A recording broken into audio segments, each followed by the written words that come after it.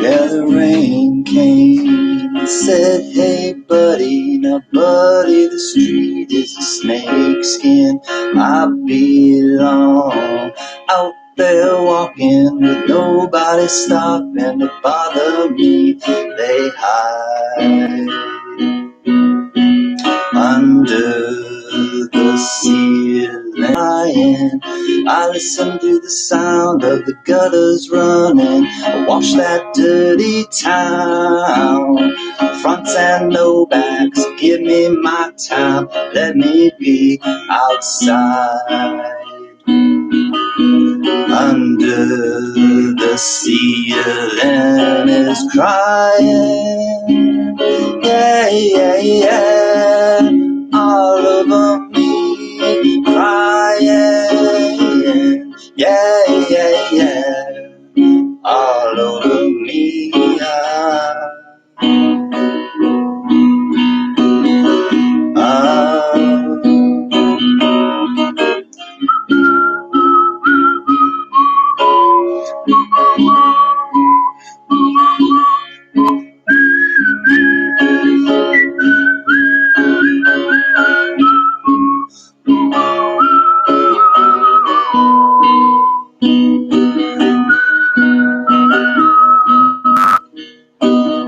And outside, you know, I listen to the sound of the gutters running. Watch that dirty town. Fronts and no backs, give me my time and let me be outside. Under the ceiling is crying. Yeah, yeah, yeah. All over me, crying. Yeah, yeah, yeah. All over me.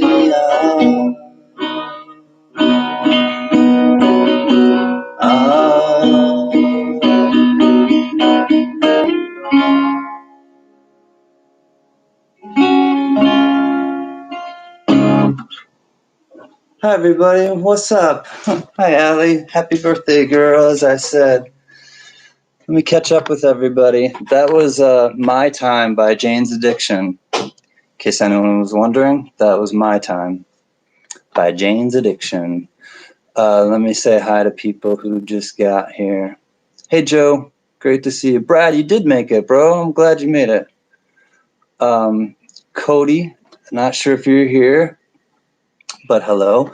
Michelle, I hope your meds are, making you feel good. I hope you're on a couch and you're not, too far from the floor. But I'm glad you're here. Great to see you, Michelle. Robert, great to see you, man. I'm glad you finally found us. I think this might be your first time here, Robert. I'm so glad. I wanted to go on right after J&B because I thought it would be early, kind of earlier than I knew they were going to only do a few boxes. So what's up, Mike Panucci? Great to see you. Your stitches hurt. You'll be right back. Okay, Michelle, take care of yourself. Tina, great to see you. Carrie Baxter again. Hello, nice to see you. Uh-oh, it just jumped. Yo, Adrian. Yeah, I did. I'll talk about it in a little bit. Mike, gonna change my screen name to something coin related. Raw gold is so elusive. It's hard to find, man, but if you can find pay dirt, It's nice. T Navarro, nice to see you. I wanted to say thank you for the new subscription. I appreciate it. Who else am I missing? Richard, hi, Dr. Love. Fine is good. It's in the air, man. I think your eagles are flying it to me right now, man. I love that. Thank you. I will. As I told you, Richard, I'll be a good steward for whatever you send. Hey, Paul Foden. Hey. Paul Foden. Tottenham's looking a little bit better now. I like it. Joe, I did. Yeah, I'll talk about it in a little bit, you guys. That one's called Man at the Beach. I'll just leave it at that. Hi, Barbara. Great to see you. Hello. Hardcore coppers in the house. There's a mosquito around me, so I'll try not to swat it all night. All right, I'm caught up with everybody. Sweet, now I can just chill out. I'm glad to see you. Hey, GMP, much love to you and your wife. I'm glad you dropped by. I'm dead tired. Yeah, I understand, buddy. It's been a trying couple weeks for me too, but I'm thinking about you and your wife, so glad you stopped by, GMP. You are a good egg, as I like to say to people that are good eggs, you know. Seems appropriate, so I'll stay with it.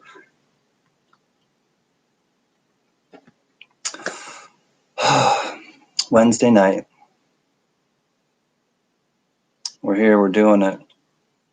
What's up, Scotty Hall? Glad you're feeling back and you're back to your quirky, smart ass self. I like that.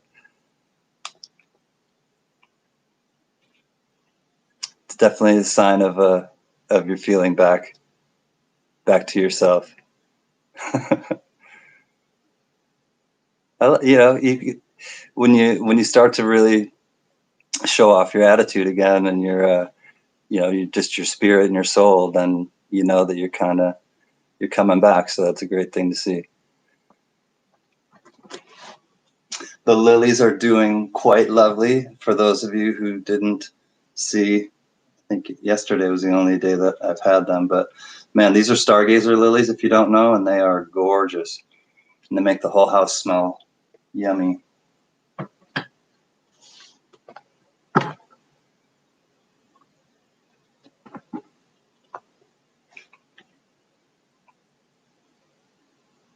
Your favorite T. Navarro? Yeah. Those and lilacs, I was saying. Lilacs also are my favorite. I'm not sure where you live, but where I came from on the East Coast, there were lilacs, and those were really pretty, both visually and the smell.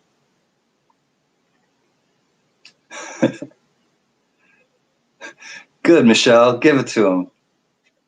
Have some. Yep, and if he dishes it back, Starlin. Good. I'm glad. Congrats. You got 21 Jump Street. First of all, I'm happy for you.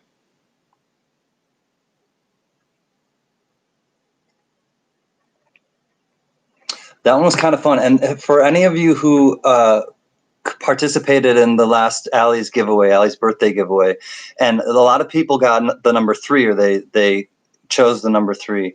Why? How did you get to number 3? I'm wondering people's thought processes to how they arrived at number 3. If any of you guessed number 3, just kind of put it in. And Carrie Baxter, yours was hilarious, by the way. And yours was one of the only ones I could respond to because it was just so far off and you were so funny about it that because I didn't want to actually leave like a response to somebody because I didn't want to give away like anything to anybody. So it was funny when I read yours. I had to respond. I'm like, you silly. You're silly. I like that. That was funny.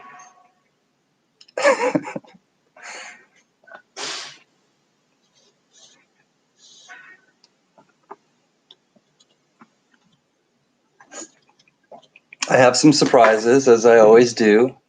And not sure what I'm going to start with, but I can also, you know, we'll just do a little meeting and greeting and I know that we just came from coin roll hunting, but I know that we like to coin roll hunt. And you guys, we all sit there and watch Jay open up coins and look for stuff. But I have some that we can if you guys want to, we can just chat, but also go through coins on camera and see what we find. And there's a little drummer boy right there. There's a river of no return right there. I'm sure you see the bat, but so this is $100 worth. And then I also have one of those 100 though. So actually I saved them because I wanted, just in case you guys want to go through some. I didn't go through, I went through a few rolls, but so I'm taking one of those back out. So there's actually 9 rolls of circulated, and then there are 6 uncirculated BU Denver bat rolls. So I have these guys, and I know it's a mofo trying to get rolls for a lot of you guys, and I hate hearing that in the stream because it bums me out. So I don't know if I've been known to send, if you guys really want a BU roll of the bat quarters, I don't think there's W's in these. So I'm just going to be honest with you, and I've said this in the chat. I don't think there's W's in these. So you may not want to go into it, to have me send it to you if you really want to look for W's, because my experience is all the W bats came in the Weir Farm rolls. And if anyone else has found bat W's, uncirculated ones and rolls in bat rolls, please put it in the chat, because I don't know anybody who has, and I haven't. And I've gone through a lot. I've gone through a whole box even, and I've actually sold boxes, or I've given boxes even back to the bank because of brilliant uncirculated bats, because I'm like, there's no W's in it. I don't want to waste my time. So something to think about. But I do have 6 rolls of these. So if somebody, needs D's and really wants them, just pay me face value, obviously, and then shipping, and I'll be happy to send them to you.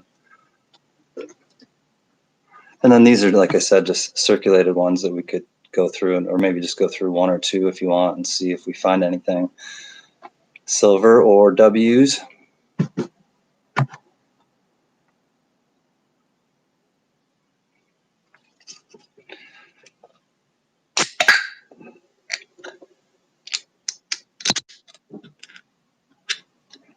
What's up, Ann Orta? I'm glad you're here. Happy to share with people if they want them, because like I said, it's a bummer that a lot of people can't get rolls. And so I actually did, I sent rolls to 2 of our friends, Mary and Shannon, and Mary found a W in a circulated roll. It was actually one of the enders. She requested I showed her what the ones were, and there was one ender that had a W, or it wasn't a W, it was the reverse. And so it was the San Antonio Missions. And she's like, I want, send me that one and a different one. And that one, actually, the ender was a W. So that was really cool. I'll share that with you guys. That was fun to hear. And that was her first W. That was the first W that Mary found. It was cool. She said she started shaking, and I was like, I know, that's that's kind of the feeling you get especially when you first get a W. So that was cool to hear for her. Oh, Michelle. Okay, I just went back up. I stopped, or I shipped my gift to Jeannie, I think is what you meant. I actually wanted to ask you this because her vision's going. Yes, go ahead, Michelle. I wanted to give it back, but she said not to. Oh, I got the set from her granddad. Oh, I see. Okay, so Michelle, you got the set from her granddad, but because her vision's going, I wanted to give it, but she said not to. She has told people not to do that, and I've known for kind of a while that before Jay announced it to people that she was going to lose her vision. When I did my video, the one I got choked up in, and it was when I said, that she is giving to, with all that she's going through, and she gave to Tiny and Zoe. I knew that she was going to be losing her sight in that video, and so that's why when I grabbed that Ike dollar, I said, she can feel it and hold it and feel the contours of his face and of the eagle. And so she got that, by the way, and she was really touched. And it was emotional because she doesn't want to be like kind of burdened, a burden to anyone, I think is kind of, and this is, I'm just being real about my feeling about it, but she'll accept gifts. And so I think if we send her stuff, even, that you got her that, and she may lose her sight, she can give it to her kids, or she, and she can enjoy it. My thing is she can enjoy it while she's alive and while she has her sight, and she can live now, and the reason that I did that was because I know what it's like. I put myself in that place of like, okay, now the auction is over, and she sent all her coins to be, and it was a beautiful, show of love by everybody. But then there's the letdown after that, and it's enormous. And then all of a sudden she's got no coins to look at. She's got money to then just, that's going to be going right away for her bills and stuff. And then she's just sitting there with no coins to look at or feel or enjoy. And so that's my whole thing with that. And so, Michelle, to answer your question, I would just, if it is in the mail, I'm going to send it anyways. And she's going to enjoy it while she's has sight and while she's alive. So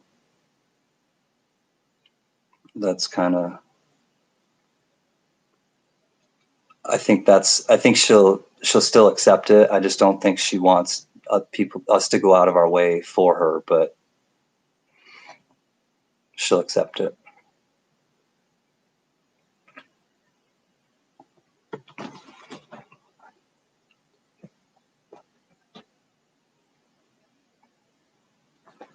I heard them too, Carrie. And that is, yeah, you can, in the hard capsules, you can shake it, and it does have different sensory things to it, which is great. Okay, I'll send it. No, stopped it because I didn't want to offend her. Yeah, and that's the thing. Nothing will offend her, in my opinion. And I've talked with her, and we do we talk about things that are difficult to talk about. And yeah, you're not going to offend her, I don't think. And like I said, she can enjoy them now, and then she can also hand them down to her kids, because she knows what it felt like too, because she was handed down coins, as we all know, from her. I think it was her father's coins, or her grandfather's and grandfather's, I believe, both of them. So then for her then to be able to pass the ones on that we gave her, and that we, that her kids know all of the attachment that's, going with the things that will be coming in. So she won't get offended.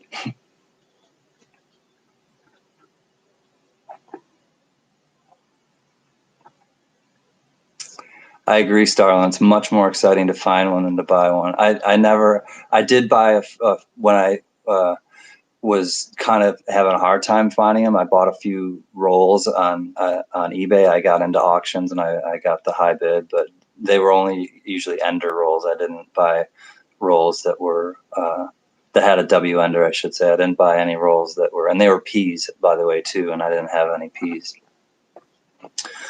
So it's kind of cheating, but if it's on the ender, and but I found a bunch in the rolls as well, which was cool. You found 3 war in the Pacifics in a roll and was shaking so bad. Yeah, that's what Mary said she was doing, Scott, and she only found 1 in a circulated roll. Michelle, I got you your first W. Oh, that's right, and it was one of the ones you won, I believe. It was a giveaway, I believe, Michelle. I want to think it was maybe it was a River of No Return, or San Antonio Missions. Might have been a Lowell. I don't remember.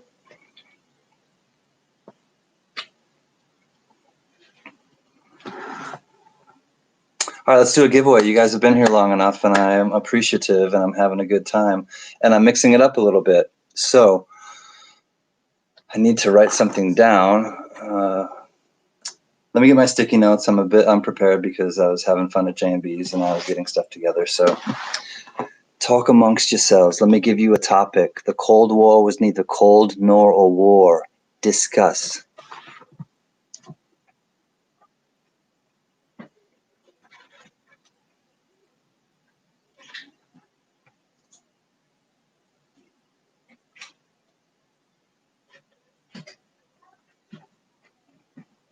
And we're back.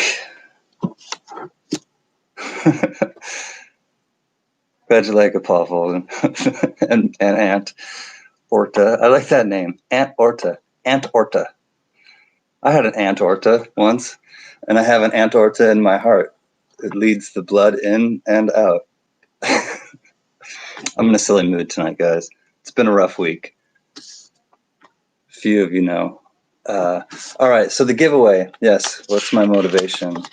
What's my age again? What's my motivation?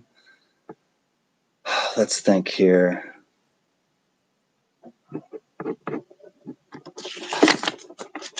Can't put too much thought into it. My friend, he's got a wife. My friend, he's got a knife. That's a little weird song by Fish that I'll stop singing. Okay, my friends. That's how I got in my head. I free associate with songs all the time. As some of you know, let's go right into music. You know I love Duke Ellington. So this is from the roll, one of the rolls, the brand new uncirculated or BU rolls that I got. So 2009, and 2009 is as a lot of you know in the coin world, 2009 is a rare mintage year of all coins because it was just a low mintage year because it was the year right after the crash and all that bollocks. So this is the giveaway. There's a few coins, so pay attention. Life moves pretty fast. If you don't pay attention, you might miss something. What's that from? Who in the chat? If you know what that line is from, there's a gift for you. First person who guesses that. Life moves pretty fast. If you don't pay attention, you might miss something. If you know that movie line, put it in the chat because you'll win something. It'll be a surprise. So the first giveaway, I digress, is this Duke Ellington 2009 BU gorgeous. Just saw the light of day 2 weeks ago, I think. Duke Ellington. We have that. We have, are you ready? Are you ready? It's a Liberty V nickel. This is a giveaway. 1907 for my family. Liberty V nickel. You can read it. Yes. Yo, Adrian got in first. It is from Ferris Bueller. Even though you're a bad speller, it's all right. Doesn't matter. It is from Ferris Bueller. It's his buddy, or when he's talking about his buddy Cameron, I believe. Let my Cameron go. All right, 1907, Liberty V nickel. It's a little, I'll say it's toned. Yes, it's toned. But it's it's a 1906. It's over $100. It's over 100 years old. So that's the second coin, and then you know me. What's my favorite dime? What's my favorite dime? It's a Mercury dime for my family. It is a Denver. Let me see what year. 1941. 1941 Denver family. All right, so refresh your memory. 1941 Denver silver Mercury dime. 1907 Liberty V nickel. Nice, you can read everything. It's not all worn off like the bozo ones are that you find sometimes. And the BU 2009 Duke Ellington, Take the A Train. Doodly-doo, doodly-doo, doodly-doo, doodly-doo. Bum, bum, bum, bum, bum, ba-da. Bum, ba-da, ba-da, ba-da, ba-da. All right, that's a little Duke Ellington for you. 1 to 50. What is it? One guess.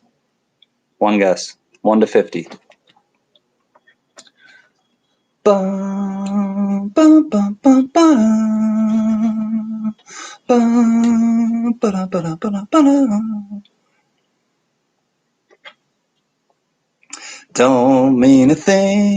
if it ain't got that swing. Do-ah, do-ah, do-ah, do-ah, do-ah. Don't mean a thing. All you got to do is swing. Do-ah, do-ah. Diane Price, you're here. You are part of the Trinity that I love so well. Hi, Diane. Great to see you. Patrick Johnson, you just got here, I think. Welcome, buddy. I don't think I said hi to you. We only have 24 people, so 2 guesses. Mike, I might, if I don't see it, then I'll do that again. Mike Panucci. I'll let you guess again if I don't see it. So let's see. Stop whining, Mike. Hardcore is in the house. That's family for you. We chose it. Blah blah blah blah. Okay, I guess we can stop. Let me see. Well, first of all, here it is. So stop. I guess I don't know who the last person is, but I trust you guys. 41. Oh, yo, Adrian, you were 1 over. Tina, you were a couple over. T. Navarro, you were a few over.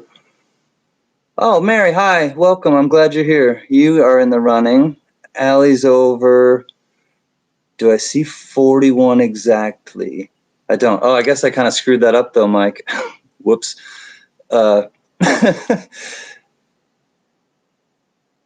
So I think the closest I saw...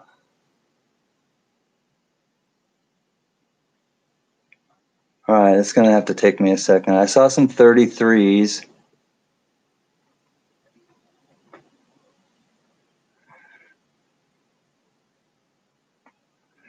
Do the 33s have it?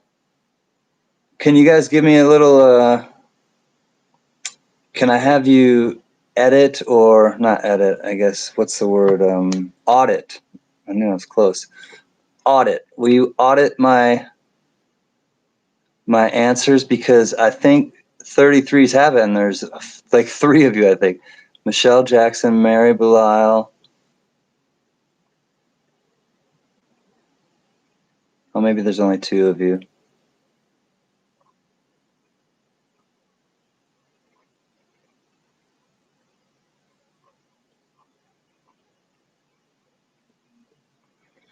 Yeah. I didn't say... I should have said without going over. Yeah. 42 or 43 is I usually do it without going over, so I think you guys probably figured that out, I hope. So the 33s do have it, so I got to give 2 of them away. So the first person, thank you, Aunt Orta, for checking for me, and all the others who did check for me. I meant to say 33 so Mary can have it. Oh, well, Michelle, here's what I'll do.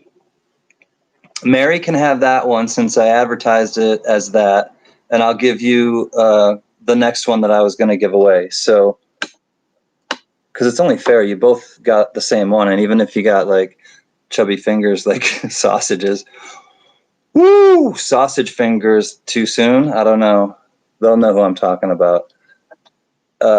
Love you guys, by the way. So Michelle, Mary, you will get the one that I advertised, and well, you already know what this looks like, but this is what you'll get too, Michelle. You're going to get the Duke Ellington, and only one of the coins is different. So hold on, I got to switch these up. Here's the original. So this goes to Mary. All right, so Michelle, you also get a Mercury dime as well as the 2009 Duke Ellington quarter, and the Mercury dime is a 1944 Philly. So 1944 Philly, and then you get a Buffalo nickel. It's got a fully readable date. Let me tell you, I think it's a 37, so the year before they stopped, and it's a Philly. So you get, Michelle, a 37 Buffalo nickel Philly, along with your Mercury dime and your 2009 Duke Ellington, Washington, D.C., District of Columbia quarter. So thank you, family, for being here, and gotta, give away something for you as soon as you get here because I appreciate you coming and hanging out. All right, so let me write this down quick. Mary gets the OG because Mary's an OG. Mary is hardcore OG.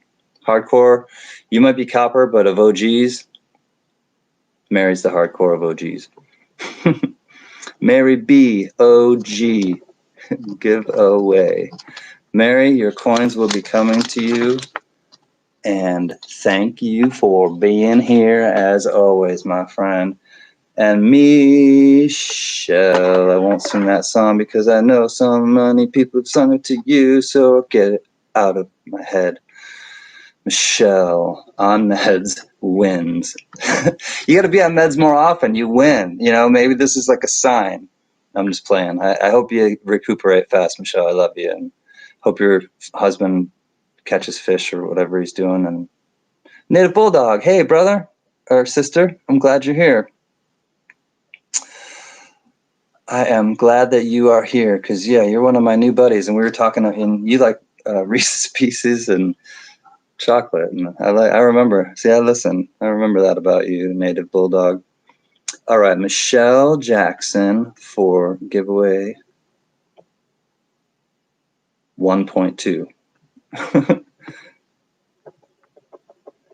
with the sausage fingers. See, sausage fingers can be good. UCLA. No comment. All right, Michelle and Mary, my two sisters, get some fun stuff in the mail. See, it's fun getting stuff in the mail. I love it. This is kind of why I do it. I do it for a lot of reasons. I like hanging out with you guys. Hey, what's up? Taking a break, Jack Gallman. What's up, my brother? Jack, while you're here, I saved a few, and I hope I can find them right now. I can. Jack, I remembered that I think you put down in the chat about the Ikes. So I was able to, and I'll open up your package before I send it to you after I get yours. I was able to get you a 72. Great year. So here's a 72. It's a 72 Philly. Let me know if you need these, by the way, is what I'm asking you. So if you need these, I will set them aside for you and put them in your package, your parcel. I'll put them in your parcel. 1972P, 1974D, like disappointment if you're looking for W's. I've coined the whatever rolls that I get that are brilliant uncirculated that are Denver. All I get out here is Denver. If you're looking for those, when you're looking for W's, every D that you see is not Denver. It's disappointment. So, anyways, 1974 D, Jack, as in disappointment, and a 1978 disappointment. So if you want these three, let me know and I'll put them in your parcel. Love you, Jack. I'm glad you're here on a break from work.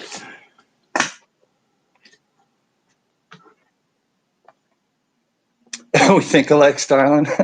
Well, you know, it's just, this is me. So I'm glad that, you know, we birds of a feather flock together. $1978 disappointment for the win. Oh, what a sad year. I was 6. I remember a little bit about it. Okay, let me go back and see what is going on and if I can answer anybody's questions. Feel free to ask me stuff. You know, I don't get offended, so I'll either tell you. You know, that's what I want to talk about too, is a little bit tonight, is boundaries, because I'm worried about one particular person in our family, and I'll just leave it at that. But I feel like I'm concerned. There's that worry word I used, and got to get that out of my Rolodex. I'm concerned about one of our family members, and I feel like he's a bit too giving and just not receiving, and I just am concerned, and that it's got me thinking a lot about boundaries and how to not.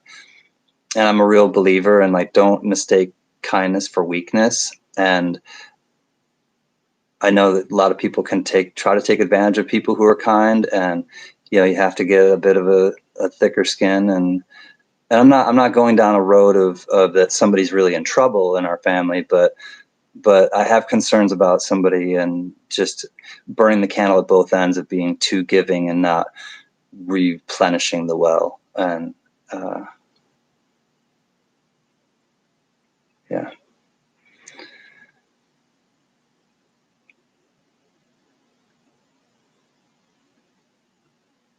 Chandra Gibson, I don't know if I said hi to you. You're here. I'm glad. Thank you.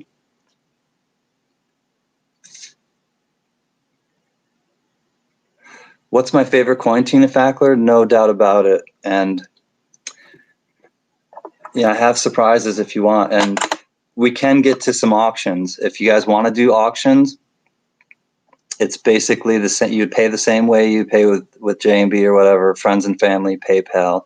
And it would be $4 shipping no matter how many things you get. But this is my favorite coin of all. And I could auction this off tonight if you want. It's a nicely toned 1921 Morgan silver dollar. Such a beautiful design. So, Tina, my favorite coin of any is the Morgan silver dollar.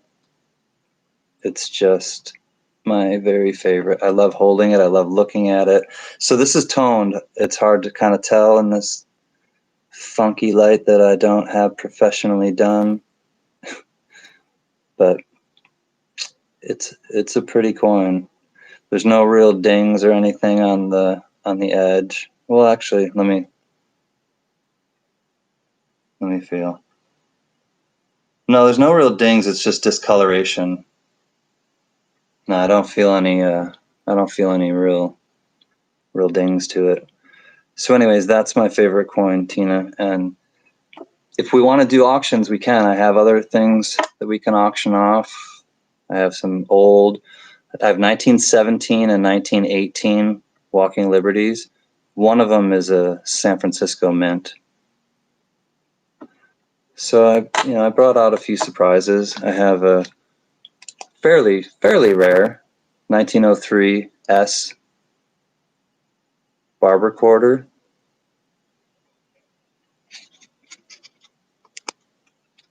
So, oops, it's hard to show you in this. Oh, I guess if I go closer, there's an S mint mark under his tail feather. Trust me, it's there. There are things that we could auction off if you want to, or we can look for W's as well, like I said.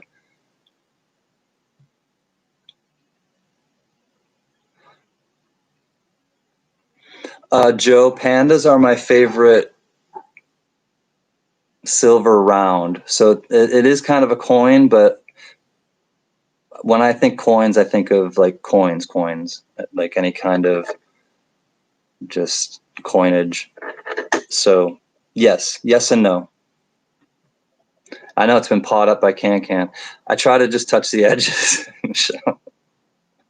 Pause. Speaking about pause, my friend Joe, man, Papa Bear is my nickname for my affectionate nickname for my brother Joe. Big guy, man. He's got some big old paws. I'm just like doo. I got these little slender guys. Don't have. I won't say it. I won't have sausages. I don't have sausage fingers. Sausage fingers. I don't have sausage fingers.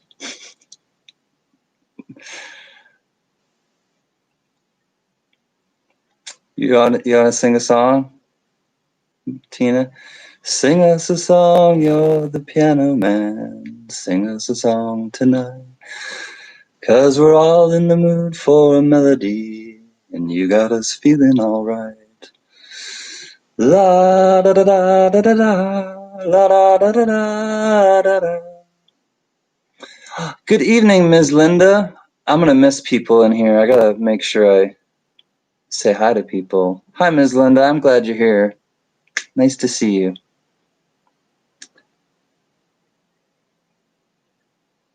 Right. Remember CanCan telling me at Carrie Baxter, dang, 2 for 2 now?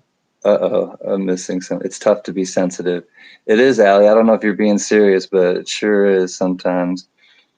Oh, that's probably what I was talking about with our friend. I don't want to out anybody, so I'm going to keep it very on the fringe of.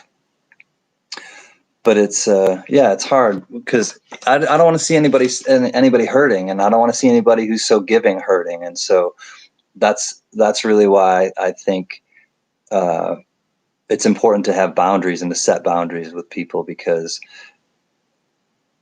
and that's a difficult thing to do. I totally get that. What else do I collect? I collect a lot of things, Patrick Johnson. We can also do some of these. These are beer bottle caps. Some of you have seen I've auctioned these off before, but I'll just show you quick. Anything that is like weird or quirky or unique, Patrick Johnson, I pretty much, I would say I would collect it, or I would just grab it if I see something that I like that's just kind of weird. So these are all cork bottle caps, Pabst Blue Ribbon. The beer bottle caps have this little tinfoil thing that is glued onto it, and the soda caps do not, of the cork variety. So Pabst Blue Ribbon, Stores beer. I had never heard of it.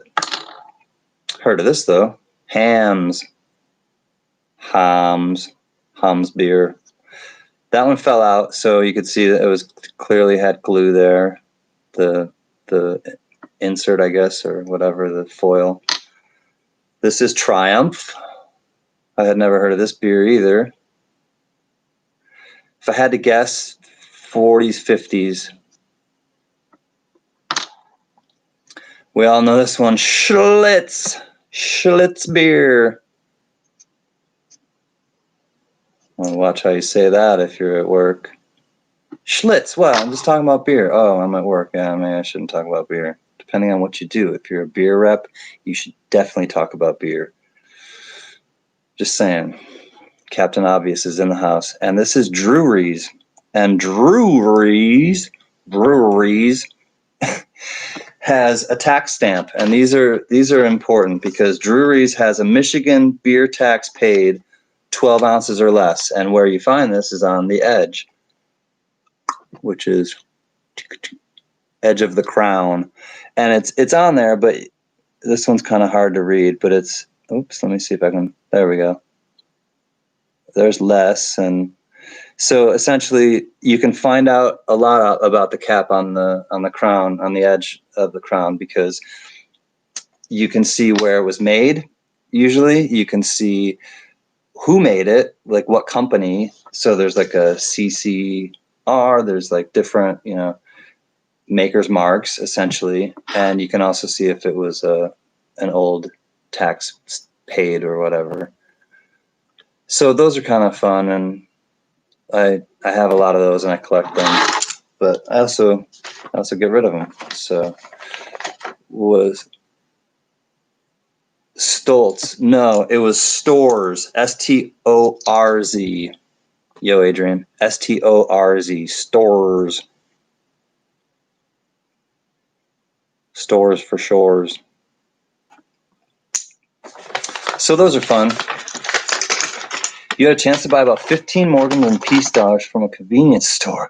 They had no idea what they were worth, but I'm educating them. But they don't trust Westerners.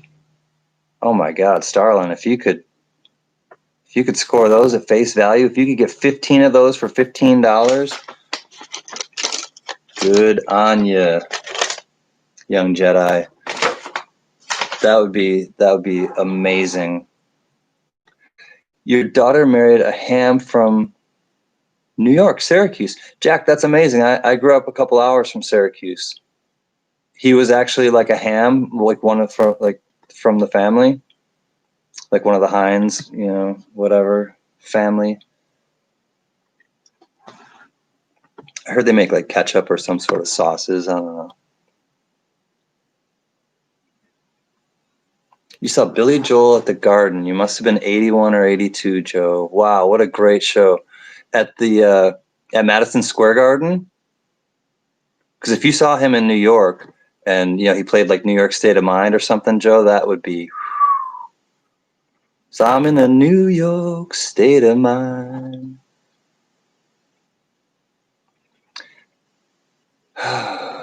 I'm just taking I forget.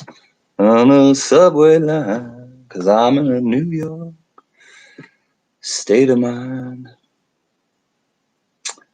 That would be a great show, I am sure. 100 bottles of beer on the wall. We could sing that song. I could play it like a punk rock song or something. 100 bottles of beer on the wall. 100 bottles of beer. Take one down and pass it around. 99 bottles of beer on the wall. All right, well, some of you had mentioned and noticed that I did change the painting today because it's just, it's fun to mix it up. So this one is called Man at the Beach. Hold on, let me unplug. All right, CanCan Unplugged coming at you. CanCan Cribs Unplugged. Man at the Beach. That's what that one's called. And 3, 2, 1. Contact is the secret, is the moment when everything happens. Contact. It takes contact. 3, 2, 1. Contact. Some of you probably remember that show. I used to love that show. Punk makes me happy. It makes me happy too, Michelle. Something about it, just that nihilism, that rebellious part of me that never has. It's dampened a bit, but it hasn't gone away. 41, Adrian. 41. Talking about 321 Contact? Was it a Saturday morning? It might have been a Saturday morning show. It probably was, Michelle. It's get the fuck up out of our chair vibes. Yeah, it is. It definitely has. And it's only like 3 chords played really fast. And I was able to see, speaking of Syracuse, Jack, I believe. Oh, hold on. I see something about Mike saying you were stationed at Griffiths Air Force Base for a few years. Kitty Hoyne's Irish Pub is the best restaurant in Syracuse. I miss upstate New York. I do too, Mike. It was looking back on it, I have mixed feelings about the place just because of the people were wonderful and I loved it, but the weather was just really harsh, both in the winter and in the summer. So I'd get tons of lake effect snow in the winter, and then the summers were really hot and humid and buggy. And I just got tired of both of them. But I really do miss a lot about upstate New York. Starlin, you collect the same types of things I'm talking about? Cool. I'd love to see some of the stuff, Starlin. You should email me sometime and show me a few pictures, and we'll exchange ideas or just things that we pictures of things that we collect. I like looking at stuff like that. Heinz, thank you, Tina, for clarifying. Heinz is ketchup. Okay, it's been a while. I love the old cork bottle caps.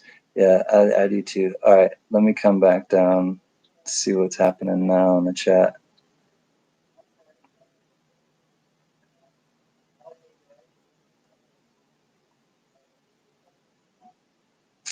Violent Femmes was one of your faves. Why can't I get just one? Why can't I get just one? Guess it has something to do with luck, but I waited my whole life for just one. Day after day, I get angry, I will say. I've never heard of the Violent Femmes.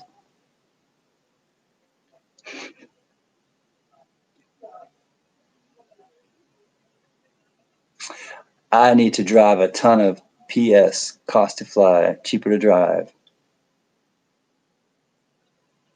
Sure. You play the drums too, Michelle? Girl of many. I'm sorry, sausage fingers here. Any no effects? No effects. Let me try to remember any no effects. Oh, nothing comes to mind right off the bat. Tina, or no, Michelle. I'm sorry.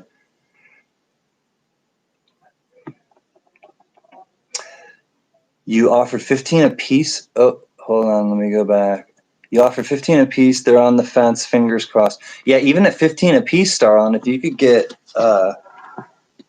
piece and or Morgan dollars for 15 a piece, I would buy them all. Oh, good night, Brittany. I'm glad that you're here, or I'm glad that you were here, and have a great evening. Much love and peace. Back to you. Yeah, snow makes me feel sad, Michelle. It's pretty when it first falls, like maybe the first day or something, but then it just gets dirty and it gets gravel and, plowed and just, yeah, I just couldn't. I couldn't anymore. Yeah, I love upstate too, Carrie, but it's a better place to visit now than to live. It was really like enduring. It wasn't like I got to the point where I was just enduring it. I wasn't living. Wasn't even existing. I was just enduring, and I couldn't do it anymore. And my head and my heart was out here. I always wanted to live in Cali, so.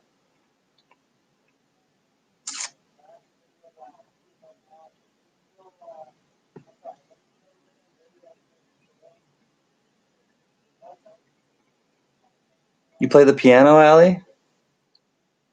I would like to hear some piano from you.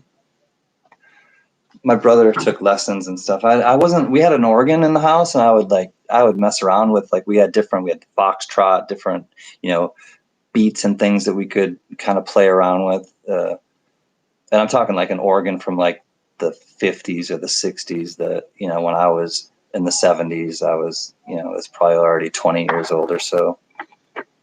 But it was fun to kind of poke around on, but I never really learned how to, which I think I want to, because it's much easier, I think, to just sit down and write on the keys than it is. I mean, it's somewhat easy on the guitar. Not easy, but I guess I'm used to it on the guitar, but not on the piano. Good night, Chandra. If you're going to bed, I'm glad you came by. Have a good Thursday. You went through a box of $half and got 24 silver and 19 NIFCs. Wow. 24 silvers in one box. Paul, that is dope. Congratulations.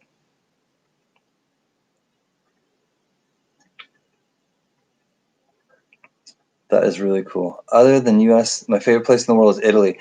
Mike, I would really love to go to Italy. My family just went to their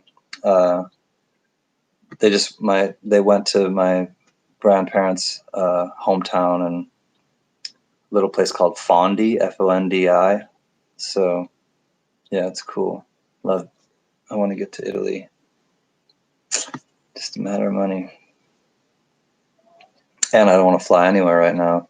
I wanted to fly to see my family on the East Coast, July or August, and of course I couldn't. I had to cancel I think it was in the end of July, I had to cancel my flight. Thankfully, I booked it with Southwest, and I have like up to a year or two to reschedule it, so I'll just use it for Christmas probably.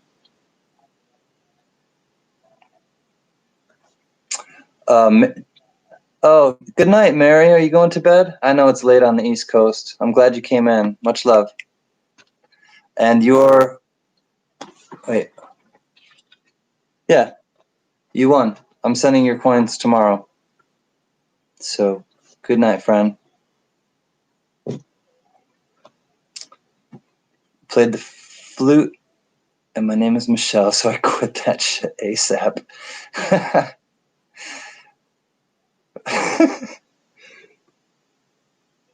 I will look forward to that, Mary. Thank you.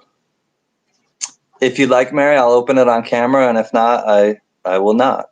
So let me know in an email, or you can let me know now. But obviously, I'll hide your address. But if you want me to open it on camera and do a video, I will, to get my reaction. But if not, then I will give you my reaction when I talk to you. So thank you.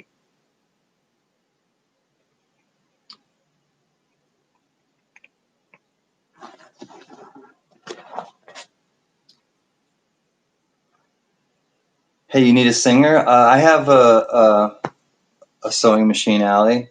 You need it? It's got a treadle. You know, you have to use your foot. Get a little workout. Twofer.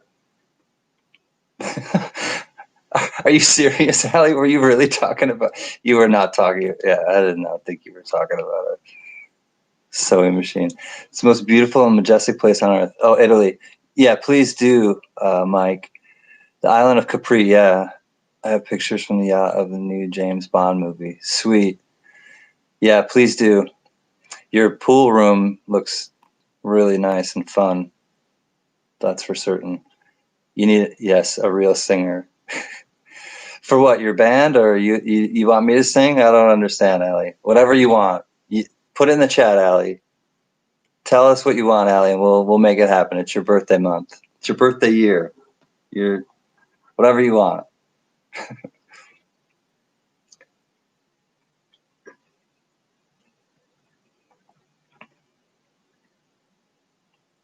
Oh, are we going back to the hundreds next week? I don't watch the news. I don't have television. So I'm off Instagram. I haven't. I'm not on Facebook. I've never been on Facebook. The only thing I ever did was Instagram, but I've been off it. I updated my phone like probably 5 months ago, and I haven't been on Instagram since. I just didn't put it on there. Do some Red Hot Chili Peppers. You know, Mike, I wish I remembered it.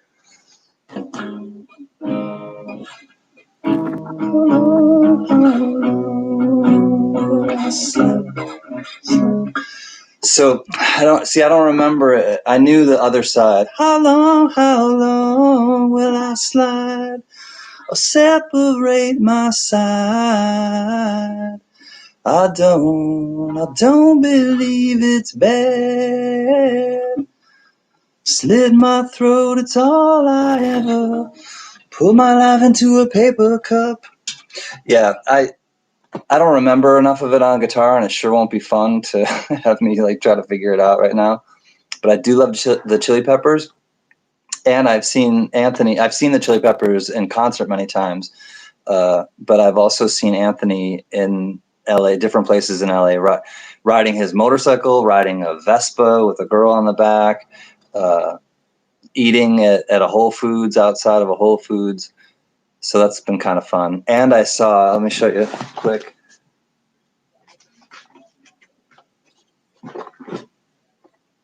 A friend invited us to it was the premiere basically of Flea's book, Acid for the Children.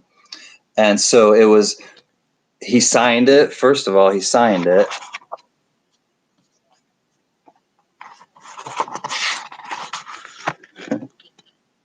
That's his mouth and his smile. So it's Flea, and then he's got that gap in between his teeth. He signed all the books that way. So I have a signed copy by Flea, and it was an event. So we went. It was in downtown LA, and we went, and he sat and was interviewed, and and we were in the audience, and it was a really intimate theater, and it was really cool. He's a beautiful man, like just a. How I talk about Spray Can, kind of like just having kind of this like pureness to him. Flea is just like that. So yeah, it was a great night. It was really fun, and I have a signed book now, and it's not like a full on like read through. It's just a bunch of little stories in one, and so each story is only like a couple. Like that's one story. and then it's done. And so it's only like a couple pages each. But it was really cool you really got to meet him, and he was super honest, and he was just a real guy who has, fallen in. And he really, the way he spoke about Anthony specifically, he got that love from Anthony Kiedis that he didn't get from his family. And he made that super clear. And he said, Anthony accepted me. They went to Fairfax High School together here in Los Angeles. And so one thing I want to tell you about Flea, though, too, is he has funded the Fairfax high school music program for many years, because he caught wind that his old high school was scrapping their music program, and he was like, no, you're not. And so from that moment on, he has funded it, and just a great guy. Can I play any SOD, System of a Down?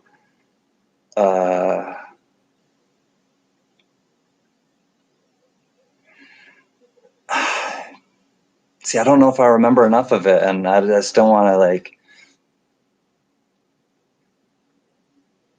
I knew Aerials, and I don't think I remember enough of it. I don't play a whole lot. I want to make that kind of clear.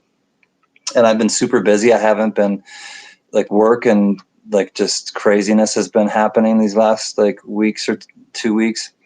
Aerials in the sky. Yeah. Yeah, Flea is the bassist for the Chili Peppers, Mike.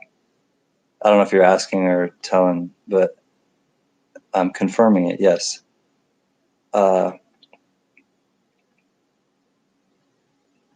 So I haven't been playing a lot, so trying to remember songs is and being on the spot is kind of so it is what it is. I hate that expression. That's the way it is.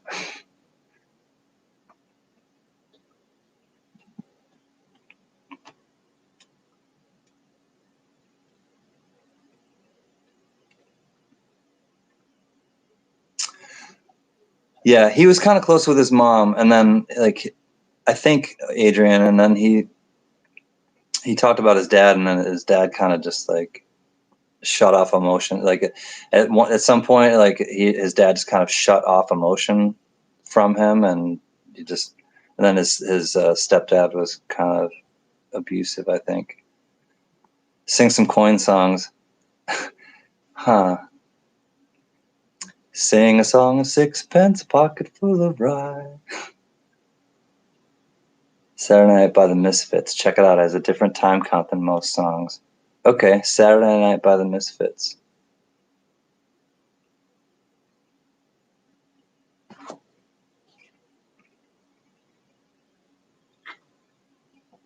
Glenn Danzig.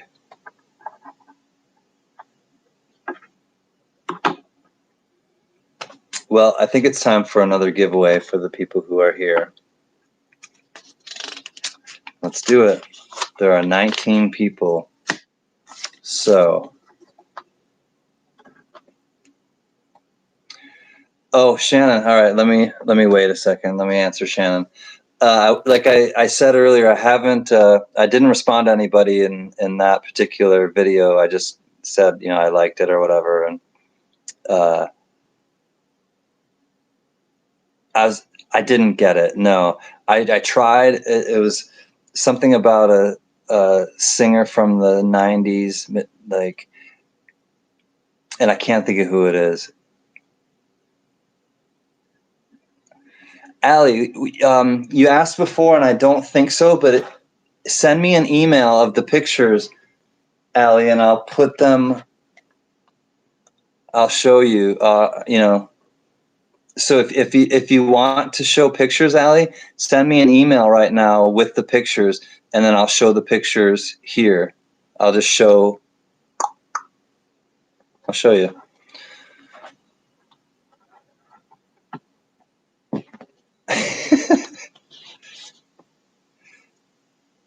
The band was KLF, and they had a hit song. Yeah, you said they were kind of European or something, I think. Hit song with 3 a.m. eternal. Oh, it's 3. How did you get to, what was your thought process, Shannon? I asked people, I don't think you were here yet. A lot of people answered number 3. So how did you get to that place? Why did you think it was 3? I'm trying to understand like how people thought and things I gave away that might have been leading them to the number 3. Because of her and her sisters. Oh, when I said that it was nice to meet, I was talking about Johnny and yeah. So the 3 sisters. Oh, I could see that. Yeah. The dead Kennedys. Yeah. Jello Biafra. Of course I did. Oh, because, something was on the matchbook with 3. I don't remember exactly, but cool.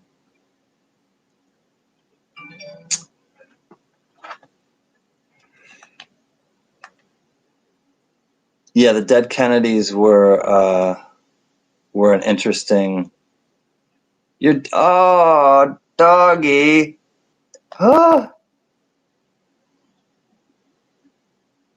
King Charles Cavalier.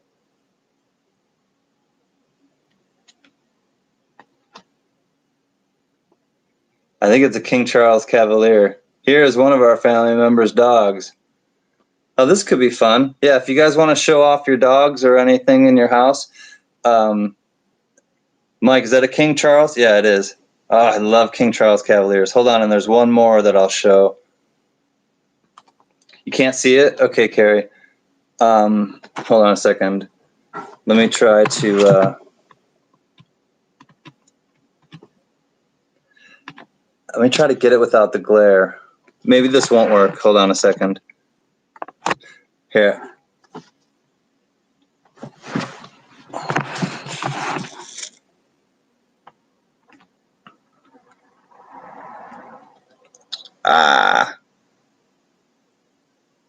Okay, that's good. Yeah. It's basically a nice, cute King Charles Cavalier. Hold on a second. Let me find the other ones. Or the other one. And this one looks like Chiweenie. I don't know if it's a Chiweenie, but it looks like a Chiweenie. Maybe a Chihuahua Dachshund?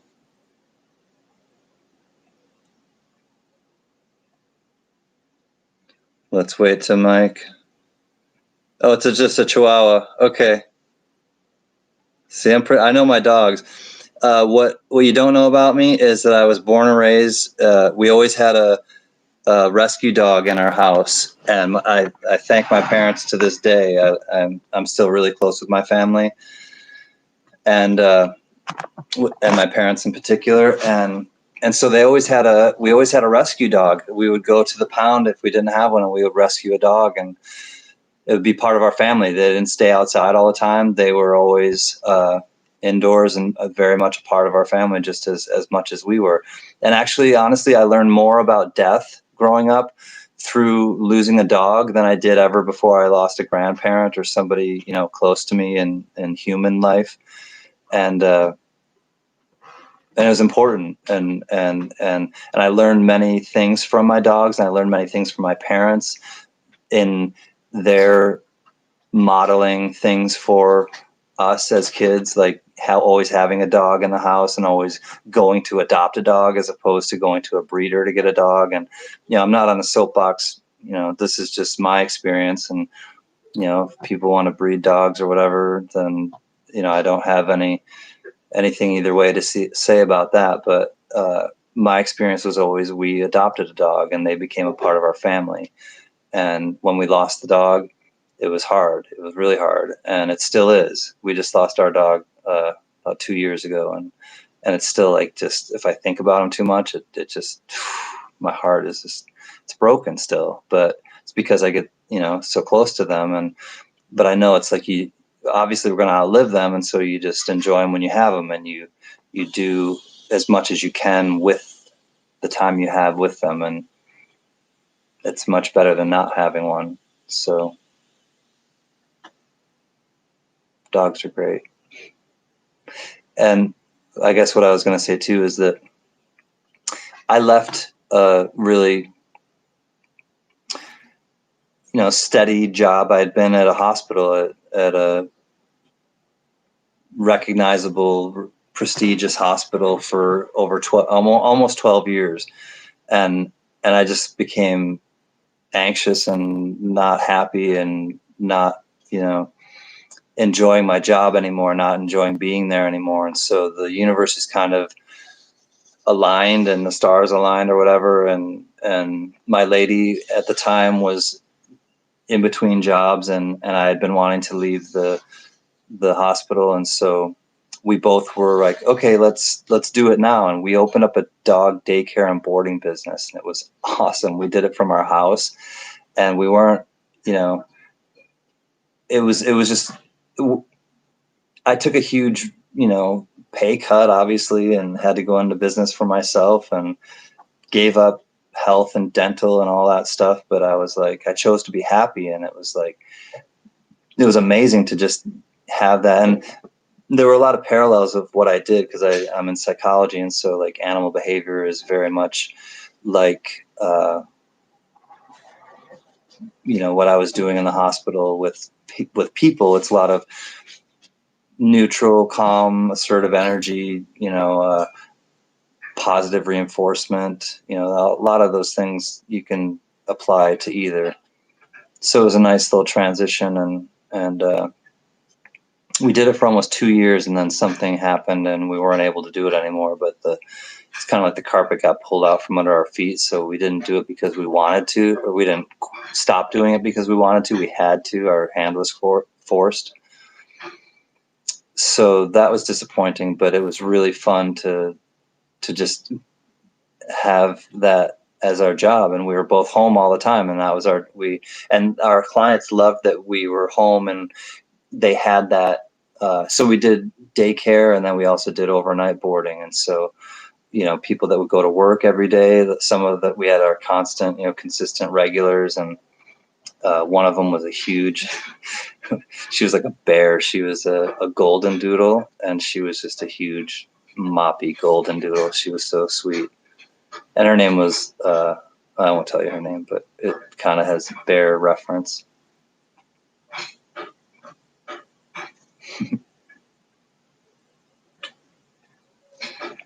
But dogs, man, dogs live in the moment. We were going to do a giveaway, and I got distracted by something, which, it'll happen. But I remembered, thankfully, and that's the most important thing. I love my Mercury dimes. It's giveaway time. There's 18 people now, so chances are better. The year is 1942. The mint mark is Denver. So 1942 Denver. Again, we got our buddy Duke Ellington. Don't mean a thing if it ain't got that swing. Take the A train, Ellington. Mood Indigo. 2009, brilliant, uncirculated. Woohoo! And we're going to take the young and we're going to take the old. 1899 V-nickel. Now the V on the reverse is a little bit worn, but you can still pick up the V. Yeah, but it's a little bit worn. But it's from 1899. So my friends, it's giveaway time.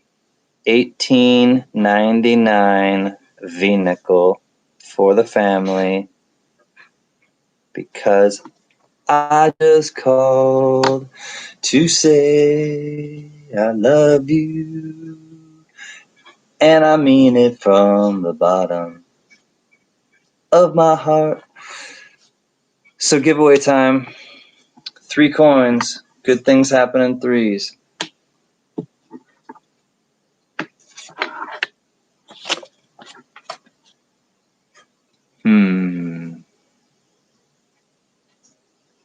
Air hugs, yo, Adrian. Who is Stevie Wonder? Joe, you're right, but that it is a pocket piece, I think, because just the reverse is worn. Allie,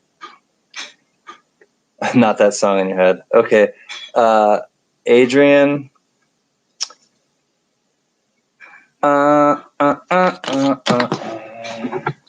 Here you go.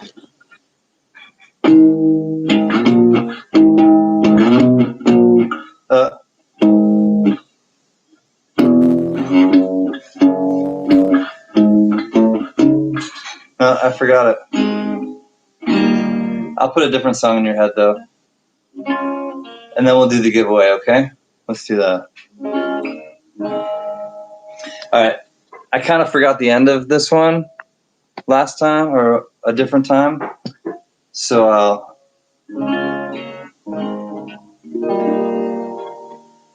I'll play it again.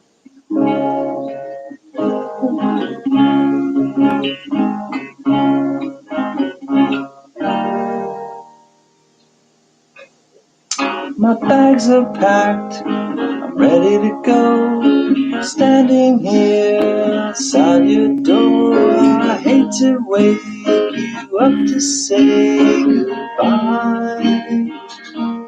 The dawn is breaking, it's early morning, the taxi's waiting, he's blowing his horn. Already I'm so lonesome I could die. So kiss me and smile for me and tell me that you'll wait for me and hold me like you'll never let me go. 'Cause I'm leaving on a jet plane, don't know when I'll be back again. Oh babe, I hate to go. Every place I go, think of you. Every song I sing for you. When I come home, I'll wear your wedding ring. So kiss me, smile for me, and tell me that you'll wait for me, and hold me like you'll never let me go.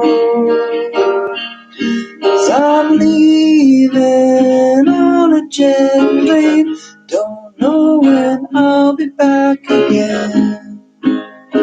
Babe, I hate to go. Now the time has come to leave you. One more time, let me kiss you. Then close your eyes and I'll be on my way. Dream about things to come when I won't have to be alone. About the times that I won't have to say. Kiss me and smile for me and tell me that you'll wait for me and hold me like you'll never let me go. 'Cause I'm leaving on a jet plane, don't know when I'll be back again. On a jet plane, don't know when I'll be back again. Babe, I hate to go. So yeah, that's a little John Denver for you. Just a pretty song. Kind of melancholy, but kind of makes you feel good, but it kind of makes you feel sad. It's kind of like life. Is it a song about a soldier heading to war? It really could be, Joe. I don't know if he ever came out and really said what the what his interpretation of it was or anything, but to me it kind of sounds like a lover. I mean, the literal thing is because he's at her bedside or whatever, and I think honestly it may have to do with him being on the road and going on the road and having to say goodbye to his lover. but I like where you're going with it too, that it has that kind of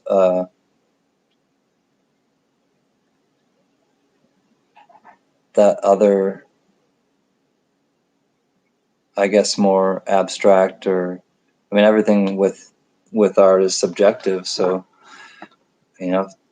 or it could be death. Yeah, who knows? He did die in a plane crash, Carrie. He was a pilot, and he died. I don't know if I feel like he ran into some mountains, but yes, and also Peter, Paul, and Mary made that song famous, or I mean, and also I do know one fact that he wrote the song, and he initially called the song "Babe, I Hate to Go," and his manager, I believe at the time, talked him out of it and said "Leaving on a Jet Plane," and he changed it. He changed the name of the song. Yeah, Mama Cass Elliott, she was great. I love the Mamas and the Papas too, but Michelle Phillips was great. She had a wonderful voice. He's off to duty.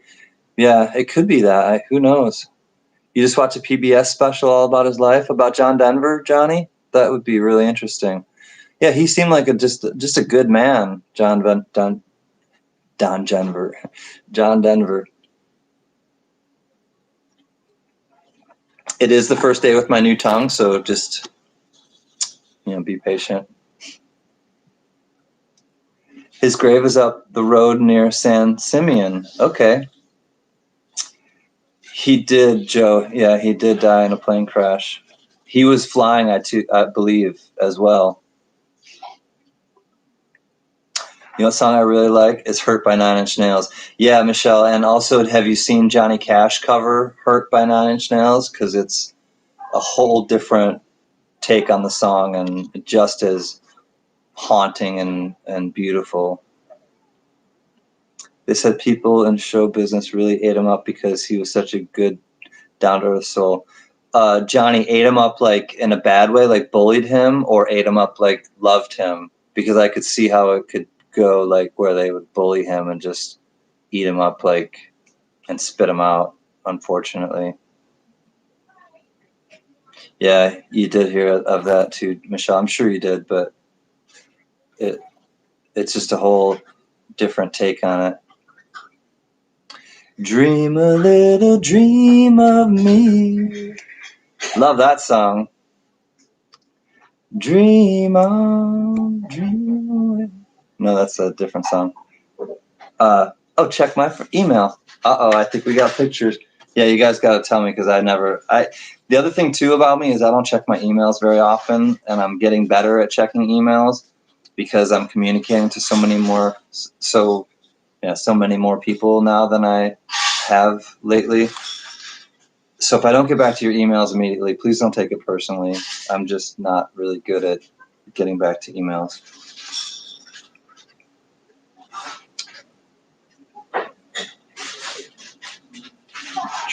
H.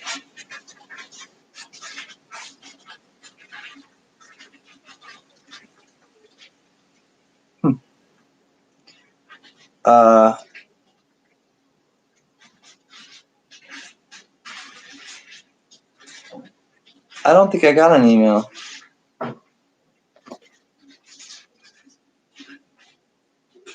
Oh, kind of bully them with contracts and stuff. Yeah, tried to bully John Denver.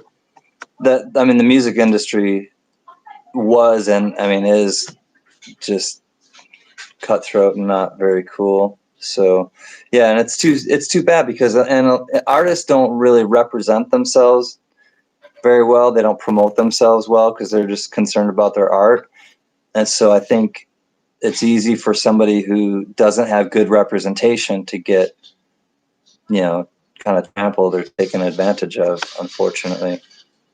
Trent Reznor got pissed. He didn't like.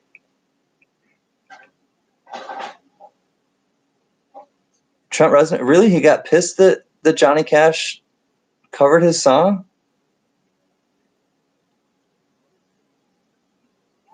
Huh.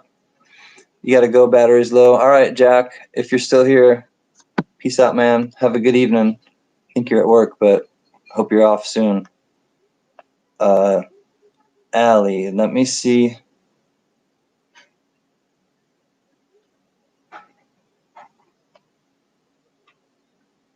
I don't think I got an email, Allie. If you sent it to me, Allie, it's cancancollectibles@gmail.com. If you're even talking to me, but I'm your friend, so maybe you're talking to me. What do you want to auction off, Michelle? I did hear that about Billy Joel, Mike. All right, yeah, retry, please, Allie. Oh wait, Allie, let me see if it's in my junk. I don't think it would be, but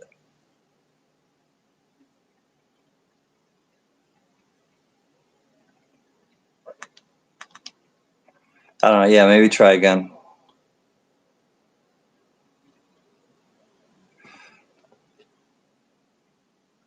I'm lagging. Oh no. It's storage. I take a ton of coin pics. Yeah, Carrie, if you want to send pictures of your pups, absolutely. I'll show off pictures of pups.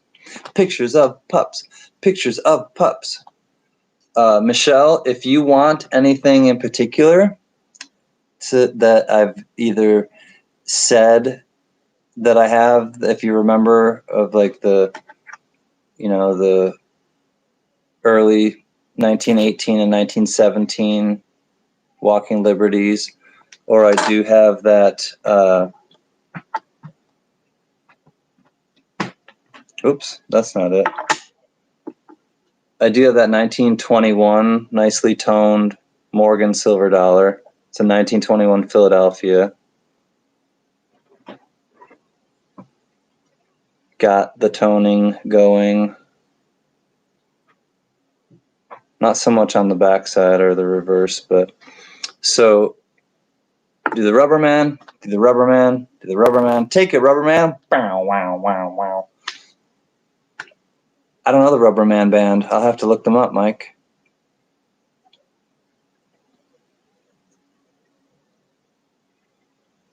Or you have a donation, Michelle?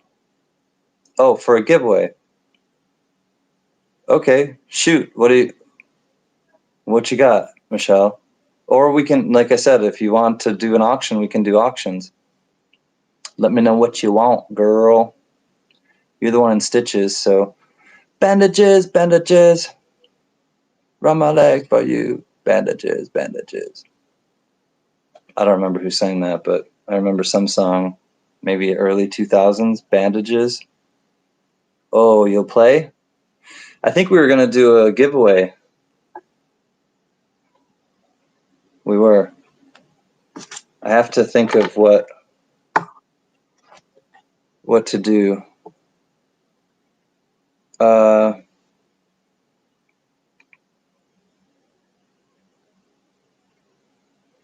Email. Okay, I will check email. Let's do the giveaway before I forget again.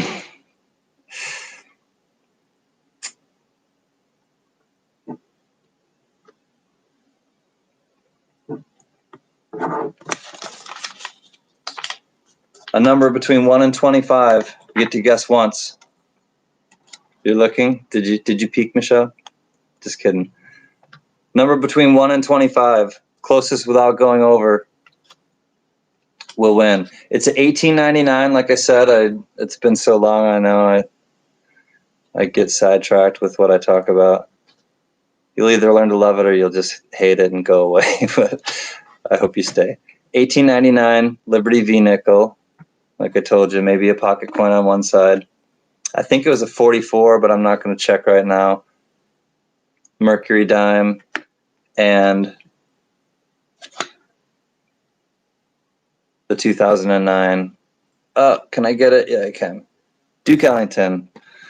All right, friends. I think we're ready. Everybody in? Is everybody in? The ceremony is about to begin. Before I forget, I will. Who won? Does anybody remember who said Ferris Bueller first? Was it Yo Adrian? Because I owe you something, and I just remembered. You love the Duke Ellington? Well, Carrie, I'll give you one. I have a bunch of them, so even if you don't win this one, I'll give you a Duke Ellington. It was you, Adrian? Okay. It was Yo. Okay. I gotta after this I'll give it was Yo. Okay. I gotta after this I'll give you your thing for guessing Ferris. Yo, Adrian. All right, the answer was 11. So let me see who got closest to 11. Oh, Richard, you just missed, but let's see if anybody got 11. Nope. So Mike's closest. No, Diane's closest with 8. No, Ms. Linda. I am happy to announce we have a winner, and it is Ms. Linda. Congratulations, Ms. Linda. You were at 10, and 11 was the right answer. So, Ms. Linda, you get the Mercury dime. There's the reverse. You get the Duke Ellington with the reverse. Brilliant uncirculated, gorgeous 2009 coin. And you get the 1899. Gotta love that. Love these old coins. 1899 Liberty V nickel. Congrats, Miss Linda. Please send me your email because I don't think I have your address or anywhere that I can send this to. So CanCanCollectibles@gmail.com for Ms. Linda. GAW for the number 11. We turned it up to 11. All right, yo, Adrian. I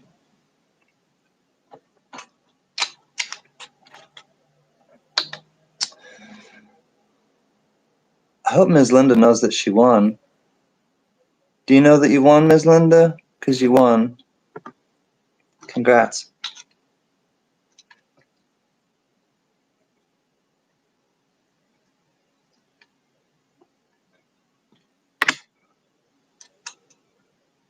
I'll be right back. Your regularly scheduled programming. Oh, you did? No, nothing for shipping, Ms. Linda. It's a giveaway, so thank you, but no. I will send them to you in a kind of a pinkish envelope, Ms. Linda, or anyone who gets a giveaway.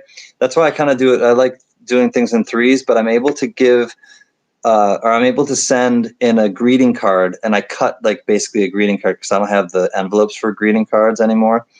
So I got a whole crap ton of greeting cards at one point, and it was funny because if you saw something Spray Can did an opening of mail or something, friend mail or something like that, and he read the actual card, and it was like something for like your son's baptism or something like that, and it was so funny because I think he thought I was giving him that card or whatever, and it's just some stupid. So usually it's some cheesy like, just random greeting card that I stick it in and put it in there.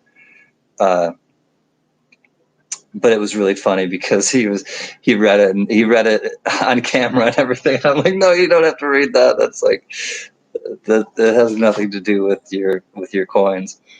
So, yo, Adrian, let me look at something really quick. Hold on. All right.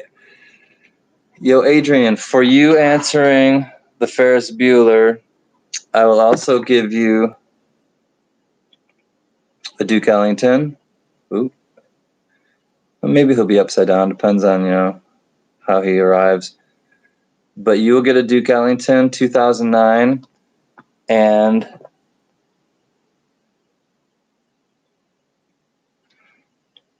how about a 1907 Barber dime? You all right with that, yo, Adrian?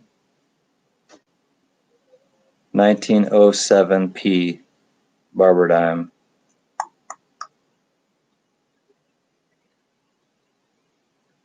So Those will be on the way for you, yo, Adrian. Yo, Adrian. Winning another giveaway with your smart Hollywood knowledge. What, bro? You don't gotta do that. I do. I already said I would. I said whoever guesses what that movie reference was, and it was from. I got to write this down. It was from Ferris Bueller, and I said whoever guesses it first, I'll give you something. So you never know. I mean, stuff. Like I said, life moves pretty fast, and you got to pay attention, or you might miss something. So having fun, unexpected things in your life is necessary. So it's all just enjoying life. We're living, man. We're not existing. We're living. Don't forget it. I got to remember Duke Ellington. Duke 2009. All right, yo, Adrian. I have your address. No worries. I will send that your way. Sending it your way. All right, yes. I got to check my emails now. I put that off for too long. The giveaways. All right, I will check my emails. Let me sit back and relax for a minute. Yeah, I will call you too, Adrian. I have your address. And thank you for, like I said the other night when we were having technical difficulties and you being right on top of it with communicating to me off of this. It was helpful. So, I'm a simple man living in a complex world, or maybe I'm a complex world living in a simple man. The jury is still out. You're back. Welcome back, Mike from New Hampshire, who might change his handle soon. So if you change your handle, Mike, you got to let us know that it's still you, because Coin Sniper Chris did it once, and he went to UPS Chris, and we were like, what? I mean, we knew it was him, but we were like, and then he lost his mojo of sniping coins, sniping silver, so he went right back to Coin Sniper. All right, let's check the email.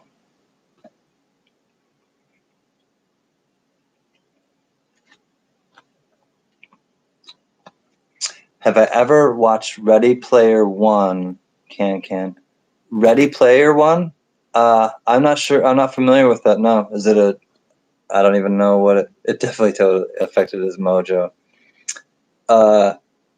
Michelle, I'm not sure what that is. I don't. But no, I don't. Okay, here we go.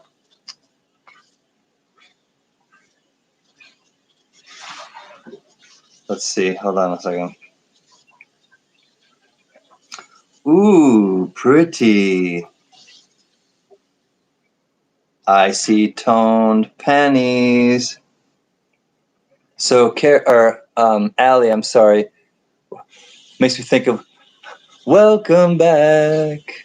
The dreams are yours to rely on. Welcome back to that same old place that you laughed about, where the dreams are all changed since you come around. Ooh, Mr. Carter. Ooh, Mr. Carter. Yo, Mr. Carter. So, Allie, these are really pretty. Do you want me to show people? Get away, mosquito. Do you want me to show people these? A giveaway for me, meaning you're giving them to me, or you're giving them to me. Oh, you're sending them to me? Aw. Thanks, Allie Shoemaker. For those of you who can't see, hold on. They look like these beautiful toned scents. These two look super red still. I think it's a 68, but these two have some gorgeous blue toning going on. So thank you, Allie. I love some nice toned coins. Those are fun. Thank you. Peace and love. I appreciate that. All right, now let's get to some puppies, because I see some that have puppy pics. All right, this is from Tina. This isn't a puppy. She's like, I know this isn't a puppy, LOL. It's a kitty. Kitty. Hi, kitty. Little fluffer. So this is Tina's kitty, everybody. Meet Fluffernutter. I don't know if that's your name, but I'm going to call you Fluffernutter. Scroll down. Okay. Oh, yeah, there's one more. Oh, kitty.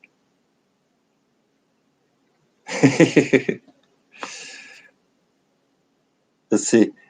The proverbial fat cat. Yeah, it is like a proverbial fat cat just laying on its back like, "Bah! Love me, feed me, get away from me, love me. I'm a cat. I can't make up my mind." Holy giant kitty. Yeah, she's playing dead, Tina. What's her name? Or she's playing dead. What's her name? All right, and we have, all right, Carrie picks up pups. Love it. Oh, Pibble! Carrie! What a happy Pibble. I love the patches. Like my dog had patches. My dog that just passed away 2 years ago was a Australian cattle dog, a healer, like blue healer or red healer mixed with a pit bull. That's Lucky the Pity. Okay, so this is Lucky the Pity, and then I'll get to Phoebe, the Frenchie. Oh, Phoebe, the little nugget Frenchie. What a tiny little nugget. Oh my God, Carrie. So cute. Midnight's nickname is Chunk. Okay, so her name is Midnight, Tina, the kitty. Oh my God, Carrie. That is just too cute. Oh, and oh, I just want to. She's just. Oh, I just want to like grab her and hug her. Love it. All right, so those are Carrie Baxter's. Oh wait, there's more. Hold on. Oh, they're the same ones. Hold on. I'm pretty sure. Yeah, same ones. Okay, so now we've got Johnny, your new niece Phoebe. Okay, this is Johnny's new niece Phoebe. Okay, so this is the same one. Oh, Phoebe, the little nugget, the little Frenchy nugget. Bonjour. Ça va? Au revoir. Oh, thanks for sending me pictures of your, pets, you guys. I love that. And Ms. Linda, I got your address. Thank you. Awesome. I will send your coins mañana. Mañana. Mañana. Mañana is good enough for me. Poker low high, mid. Are you gambling, Richard? Dr. Love? Put a leather jacket on her. Yeah, I could totally see that. Cruising with the Frenchie. Carrie, I remember when I first saw you on the streams and your profile pic, and I was like, hey, do you have a Frenchie? And I think at that point you were in the process of getting one, so maybe you had the Pibble at the time. And it sounds like from what Johnny said is that it's her new niece. So did you just get the Frenchie? Please tell me you checked the Ellington for errors. I did. I checked all of them. There's no ELL, on the reverse on the keyboard or lower. That was the first thing I thought of, Adrian. And I have probably, I would guess, 3 full rolls that I've gone coin roll hunting through that I've saved of the Ellingtons. I've checked every one of them, but I still keep them because I like Ellington, like I said. But no, my daughter's got the Frenchie. The pit is mine. Okay, Carrie. So I got you. So the pity is yours, and your daughter just got the Frenchie. That is so fun. So do they interact? Do they live? I won't get personal or anything, but have they met and do they get along well?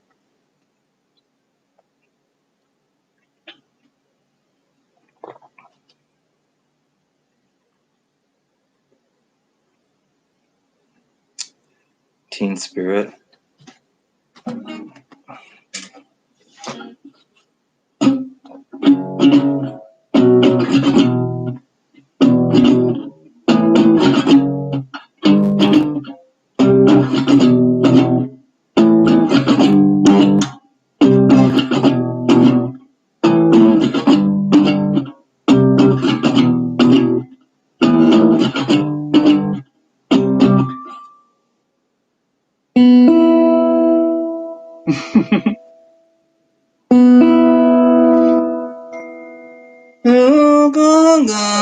Bring your friends, fun to pretend.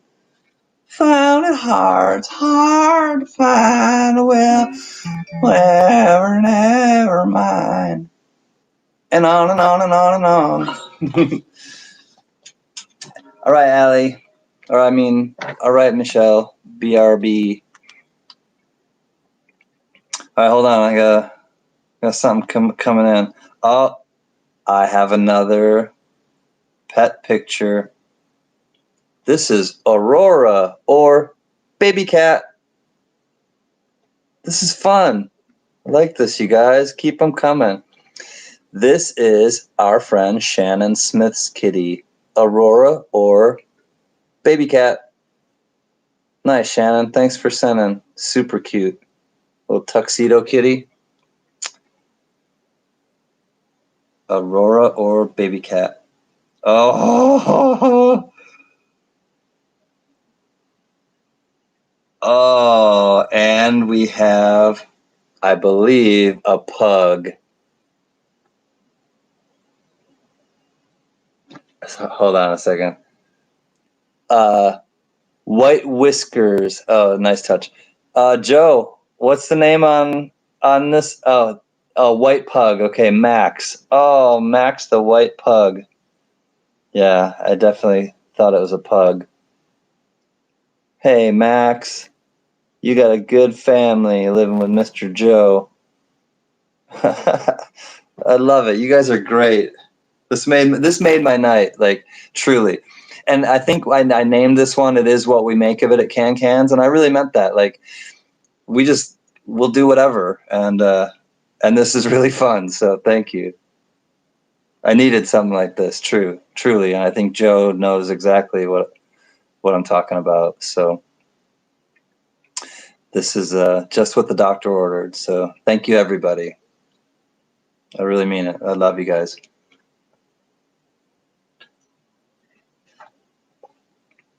My word for the day. Aww. Yeah, and then you guys get to.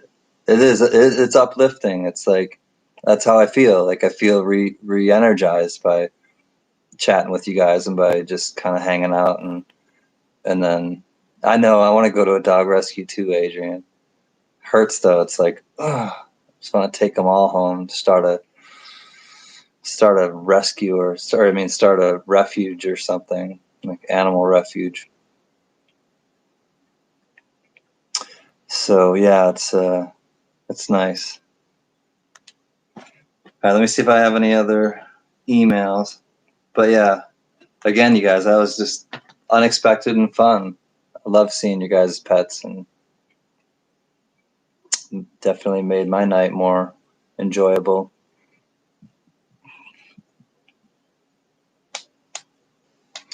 Just cracking my everything cracks on me. I talked about this before, but especially this wrist, man. Almost every time I do something, it gets really stiff, and then the only way to relieve it is to crack it. And I'm sure it is from riding my bike so much because I didn't have shocks on my. I raced BMX bikes, like a lot of you may know, and there were no shocks on it, so I was the shock absorbers, and my wrist just got pummeled from years and years of jumping my bike. Your wife breeds pugs. Max is a stud from Germany. The snowball. Nice joke. So Max is the one the white pug that we saw. I think you mentioned, but I just forgot his name. You got something to show, Allie? All right, we'll send it. I mean, if I'm able to do it, with FCC regulations, don't want to get in trouble with the feds or with YouTube. Michelle, did you get my email? All right. I don't know. See, I got to check again. You guys like my case? It's funny. I worked at a school, and the kids were like, "Is that?" They were like, "Is that a VHS?" I was like, "No. This is what we used to listen to music on. Tape."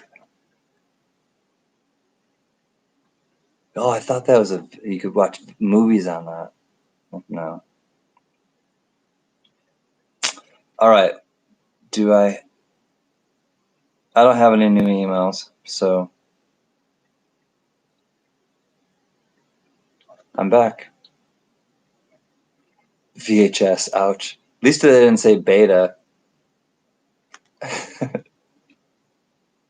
Yeah, ask them about floppies. Thanks, you, Adrian. It's weird because when I had, this is like a bigger, so it's not as, when I had the iPhone 4, it was probably only to like here. So it actually was more of the size of a cassette. I had a different case, obviously, because it was a different phone, but it was actually more of the iPhone 4 was more the actual size of a cassette tape. So that one was a little more convincing.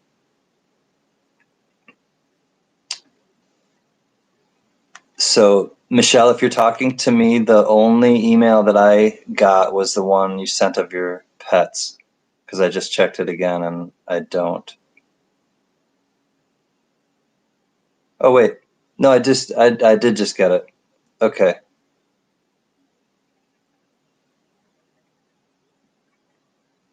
Ooh. I heard you say something about a Morgan.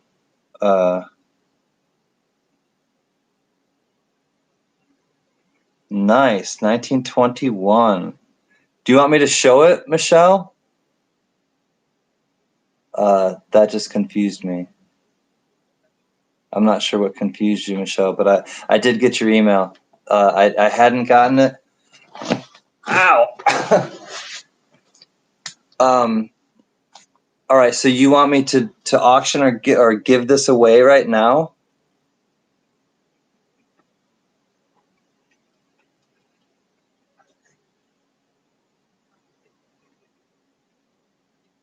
Looks like a nice coin.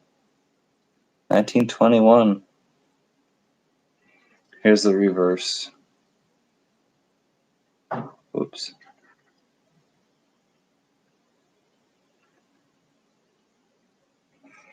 About not getting your email confused me. All right. Wow, Michelle. I hope this isn't the meds talking. I don't know if you're of sound mind.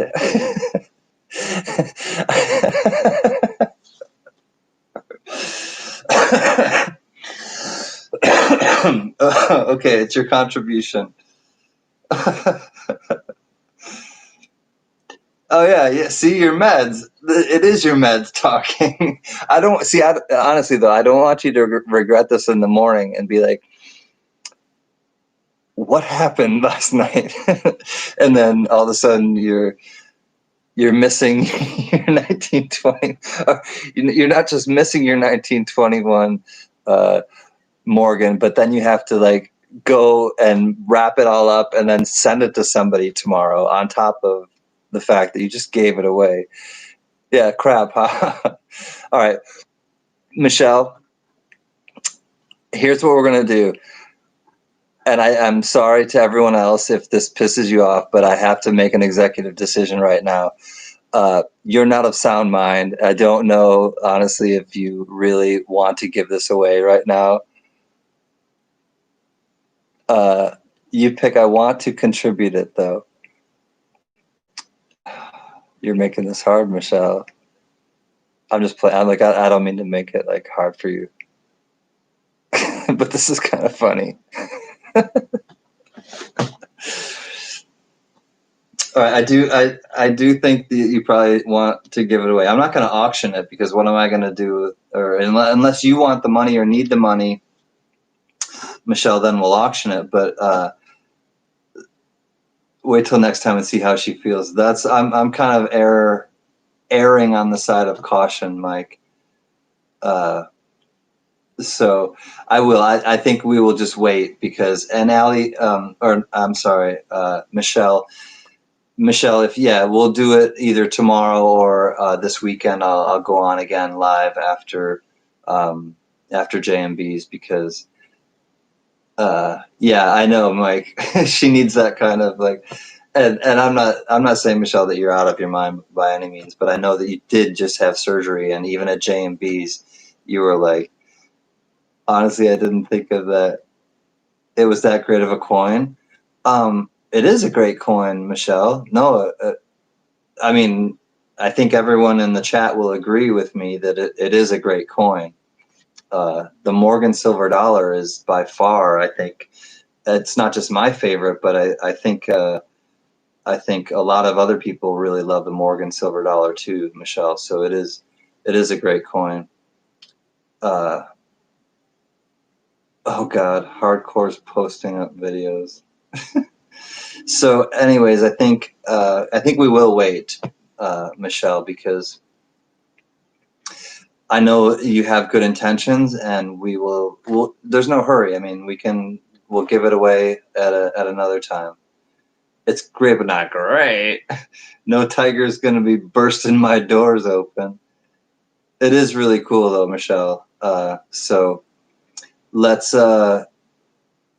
just do it another night though, because honestly, I want you to be able to say the same things that you're saying today, tomorrow, or the next day when you're not fresh out of surgery and on some painkillers or whatever you're probably on.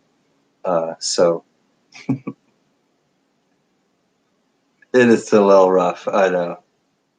Yeah, and we can get some more folks too. So more people will have a chance to win it. I think you're right, Allie. That would be fun, like to give more people a chance. And I mean, I want other people to, get something now too. But the people who are here right now, I mean, but yeah, not at the expense of. Where'd my Morgan go? Wait, I gotta go to the post office. Wait, I gotta pay for shipping. Like, if you're not expecting that and you wake up to that, that's not going to be a fun way to spend your Thursday. That's awesome of you, Michelle. So thank you, but we're just looking out for your better welfare.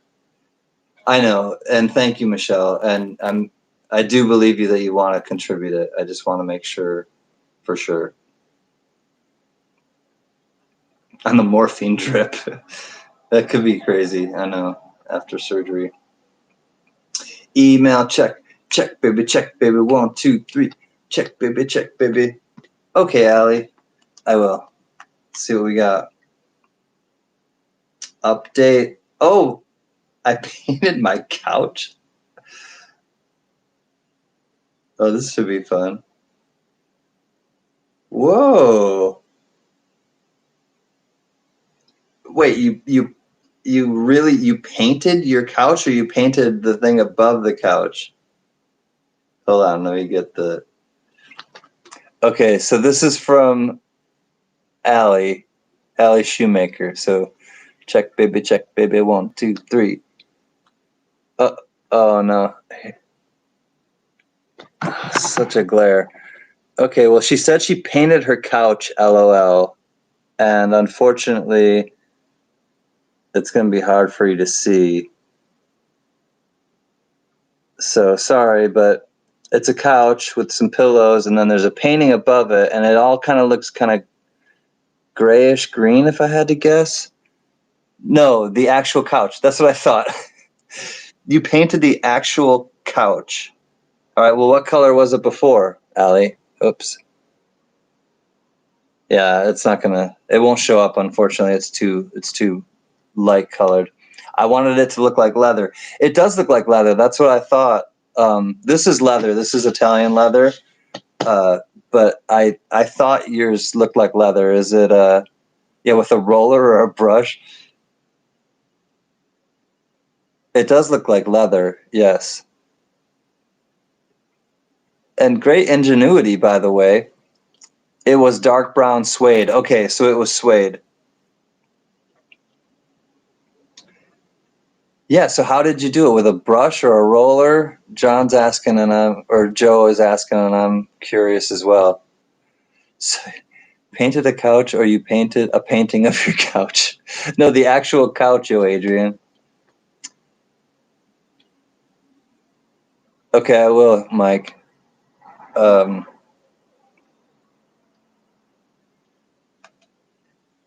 I can't wait to tell your hubby that one. Are you thinking of painting a couch now, Michelle? Did she inspire you? Chalk paint and a lot of sanding. Okay. Wow, chalk paint. And it doesn't cut, nothing comes off on your clothing, especially if you're wearing black or anything. She painted over suede, crusty finish. Yeah, wouldn't that leave it like kind of hard or crusty?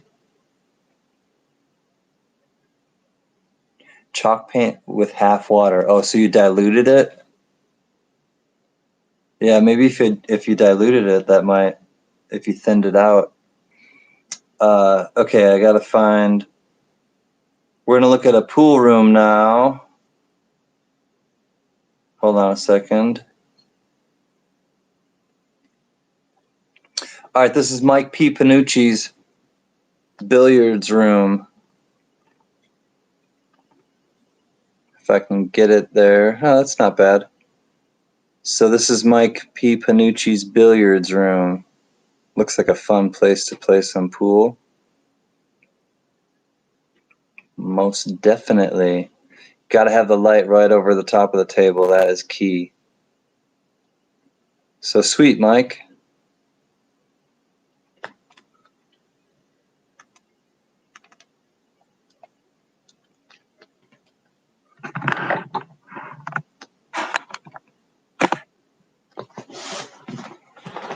We had a rec table or a rec room in our basement growing up, and we had a pool table, and we had an air hockey table, and there was like a bar down there for my parents, and but it was a fun place, and it was cool. So in really hot and humid weather in the summer, especially, like we would put like a picnic table down there, like in the summertime, and have our dinner down there because it was so much cooler to hang out and congregate down there.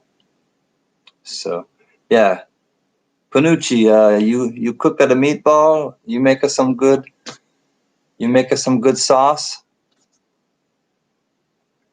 We want to know if you can cook. We don't care about your pool thing. Oh, and Joe, I noticed in the picture that you sent me, Joe, right behind you, and I've been meaning to mention this. You have a pool table, and I saw that you have a cover for it, and it's a ping. You have ping pong over the top of it. I take it, and that ping pong is a fun game. I love that one too. So you have it looks like you have a fun little rec room, Joe H. Again, birds of a feather. Gotta love when you make connections like that. At least I do. I think you guys do. Oh, that's your dad's place in Monmouth? Cool. Yeah. So your dad is into that stuff too. Is it do you have the board over the top that you can do a ping pong table? Is that what that was as well?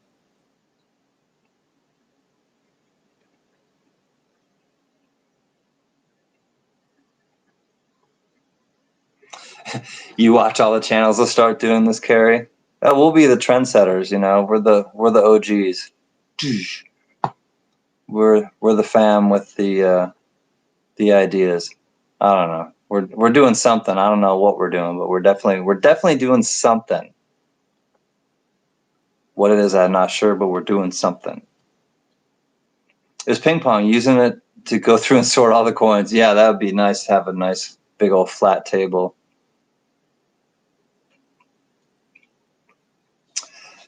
I'm glad you enjoy it, Carrie, and everybody else who's like I said. I don't mean to be a broken record, but it bears repeating. If something is is really nice and fun and uplifting and all those wonderful adjectives that have been brought up, it is better than nothing. And it is, I get a charge out of it. You guys get a charge out of it. It's a symbiotic kind of relationship that we have going here. And since imitation is the most sincere form of flattery, Carrie. So if people start, having this on their streams, then great, because if that'll uplift them and that'll help them, and feel better about their day or their next day, then all the power to them. I don't feel like I have to be like the front runner of anything. And I don't think you were necessarily insinuating that either, but but if other people see that, like, oh yeah, you can, contact that person who's doing the live feed and then, send a picture and share with everybody because then you all have ownership. And I think that's kind of the beauty in this too. And this is just a fledgling little thing of mine and just a little idea, and to just kind of connect with people. And I think if we just kind of make it our own, then you guys have ownership in it, and you're just as much a part of it as me being the host or whatever, leading it live. You guys are contributing and you guys are participating. So I like how interactive it can be if we choose to kind of make it that way.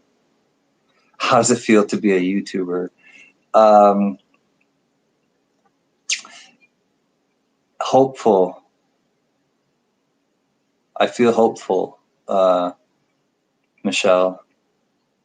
And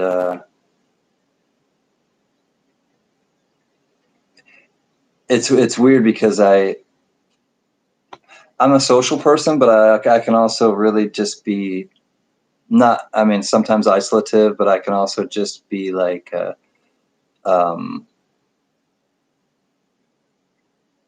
isolationist of sorts.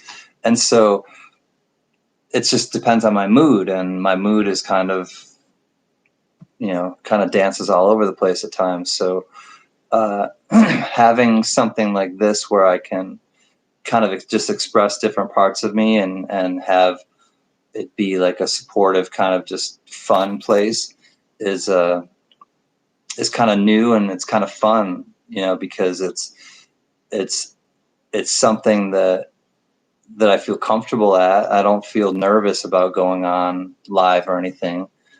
And it's a way to kind of, it's a way to be social, but not, I don't know. It's hard to describe. I don't feel that different, but I feel good, I guess. But I have like 160 subscribers. I'm not like, definitely not but I do feel like, yeah, maybe we have a tribe going, Allie, and we're building something. We're building, our thing that we're doing. So it's fun. I like it. That's why I do it. That's why I keep doing it. Going live is just, it's just a nice kind of like relaxing thing for me to do. And I like not having any kind of template or any kind of, place I want it to go. I just kind of, maybe I have some giveaways and maybe we'll, chat, or maybe we'll do some auctions, but maybe we'll look at your guys' pets, and maybe we'll talk about some serious stuff here and there. And,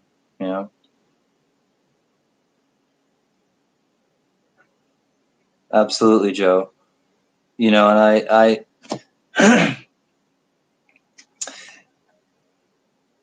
it does inspire you. Like, to me, I get something out of talking to all of you. I get like a charge out of it, because you guys, we kind of get each other, and you offer something to me just the same as hopefully I offer to you. And I think that that's the fun of it for me, or that's the lure of it to me, and is that there's that connection that sometimes you can't really get just hanging out with friends and being around people. It's like, it's just a different type of There's a realness, right, when there's no script. You're always under the influence in CanCan's streams. Well, you keep coming back, so.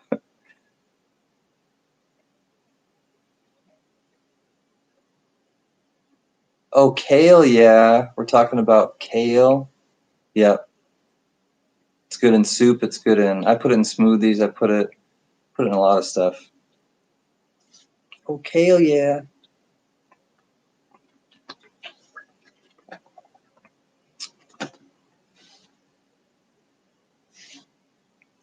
Oh, hold on. I think I got another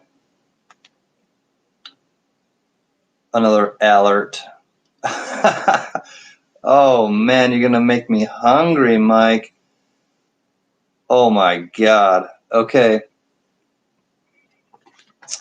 For those of you who are on the East Coast who can't order delivery right now, I want to preface this by saying I'm sorry. But Mike Panucci sent a picture, yes, Joe, of food.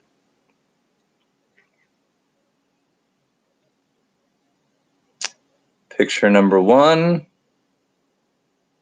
from the Panucci kitchen. Oops, hold on. Picture number 2 from the Panucci kitchen. I think that's the before, and then the other one was the after. Yes, this is the before. Oh man, we got the marinara and meatballs. It's not too late for me to order delivery, but oh, and here are the meatballs cooking. Oh my God, Mike. And we've got a pasta dish, it looks like, with some maybe kale and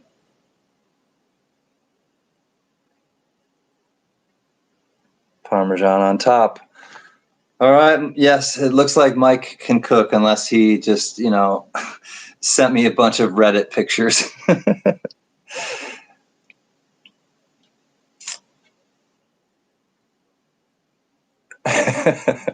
Oh my God, gravy. Damn it, I'm hungry now. Of course, Michelle. That's why I apologize before showing you. So we've got pictures of pets. We've got pictures of food. We've got coins. We've got music. This is what we're making of it. And I like it. Yes, sir, I like it.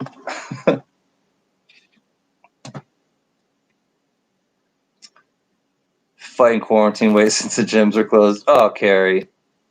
Struggle is real. I got a little hangover. I'm not talking drinking. The painted couches.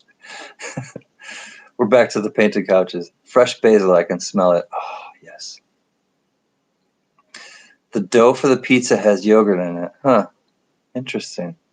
I got them too. You got cars too, Mike?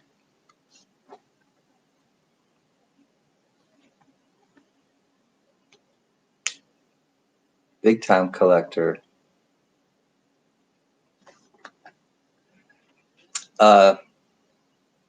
What's the basil plants are great. Yeah. Just pick some off and Mike, do you have an El Camino?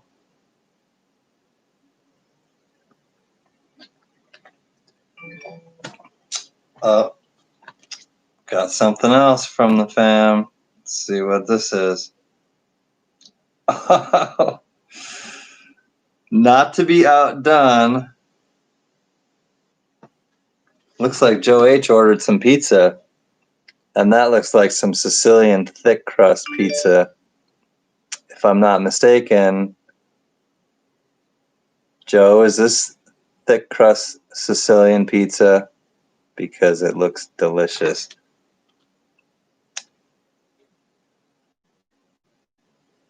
Oh. Man, that looks good.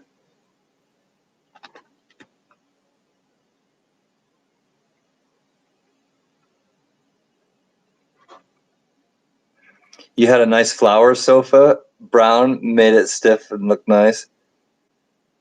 Cool, Richard. Probably sounds like from like a flower sofa. Be right back. I'm hungry. I'm happy to announce that Joe H has delivered pizza for all of us, and this was just an example of what's going to arrive at each one of our houses. So thanks, Joe. That was really thoughtful of you to order 17 pizzas for us all. You're the homeboy, Joe H. Thank you.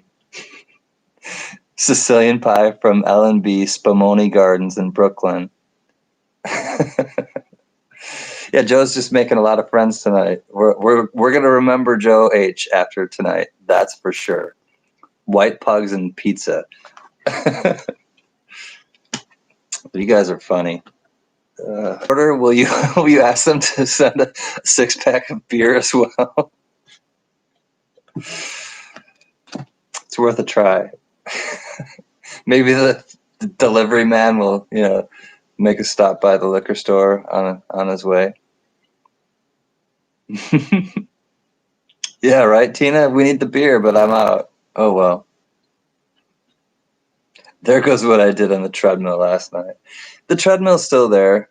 Carrie, the treadmill won't go away, so.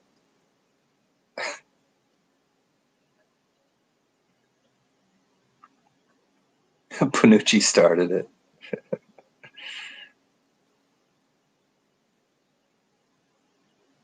You can, yeah, we can here now too. Yo, Adrian, we can order beer and stuff. Beer and actually, I think you can order mixed drinks as well. Beer and wine at first they did in California, but I think you can get like margaritas and things like that.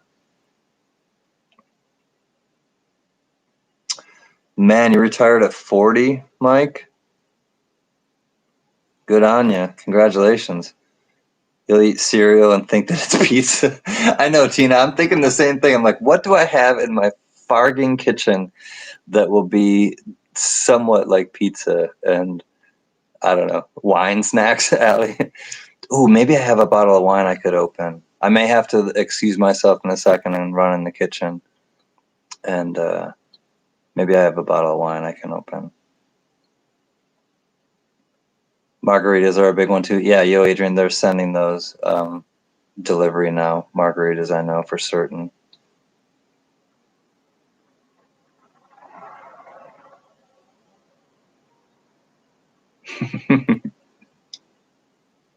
You are, Allie. Thank you. I think I do have some wine I could open. You have a drive-through daiquiri shack. A daiquiri shack. That's just fun to say here. A drive-through daiquiri shack. I would like a strawberry daiquiri at the shack, please. And some pizza. Man, do I want pizza. Pizza. Oh, do they sell them in those huge, like, hurricane, like your glasses or something, Joe? Like you're in the Big Easy? With a straw, yeah, big old daiquiri shack. New Jersey has the best tomatoes in the world, by the way. That's good to know, Mike. I like me some good tomatoes. Big ice swirlies. Yeah, like the blended probably. Yeah, that sounds like a fun little shack. The daiquiri shack. Daiquiri shack, yeah. Too many syllables. Love Shack, Daiquiri Shack. Some songs you just can't, Weird Al Yankovic. And that's one of them I've learned just now. Tin Roof! Rusted! Oh, I can tell you, Fred and Kate Pearson and Fred, can't remember his last name, of the B-52s. I did bump into them at a bar once in Los Angeles. probably 15 years ago, if I had to guess. It was in Santa Monica by the beach. Got me a Chrysler, it's as big as a whale, and it's about to set sail. Got me a Chrysler, it seats about 20, so hurry up and bring your jukebox money. Oh, memories. Good memories. Yeah, I did. I bumped into them, Allie, and it was at there's a bar called the Bungalow, and it's in Santa Monica. It's in the Radisson Huntley Hotel, I believe. And they were at the Bungalow, and I bumped into them at the bar. I literally like ordered a drink right next to them, and it's kind of,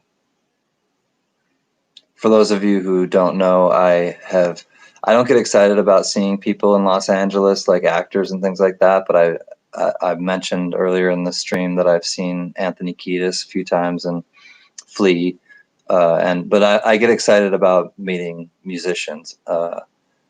I don't get that excited about seeing or meeting actors.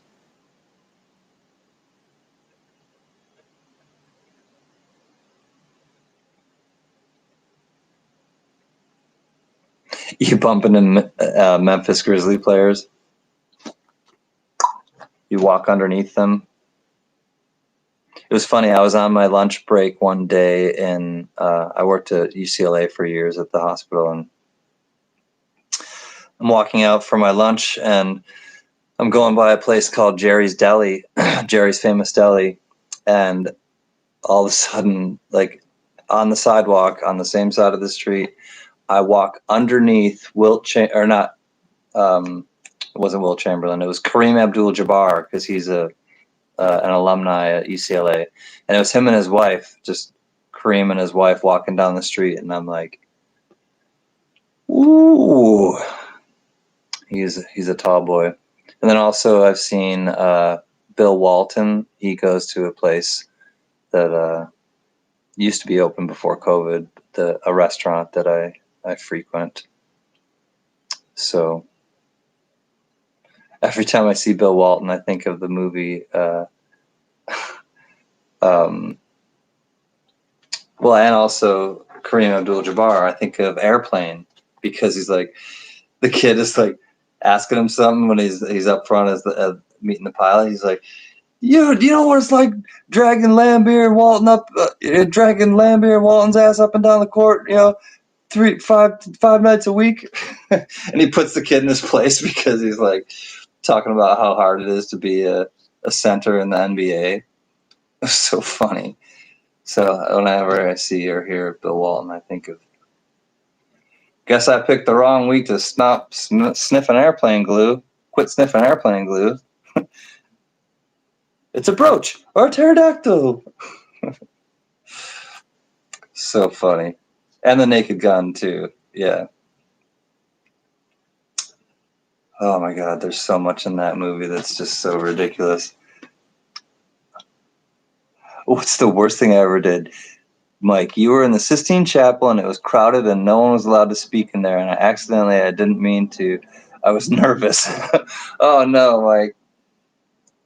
That's like that nervous reaction sometimes, is like to laugh or something when something is when it's a complete inappropriate time, but you just laugh because it's like that default nervous thing.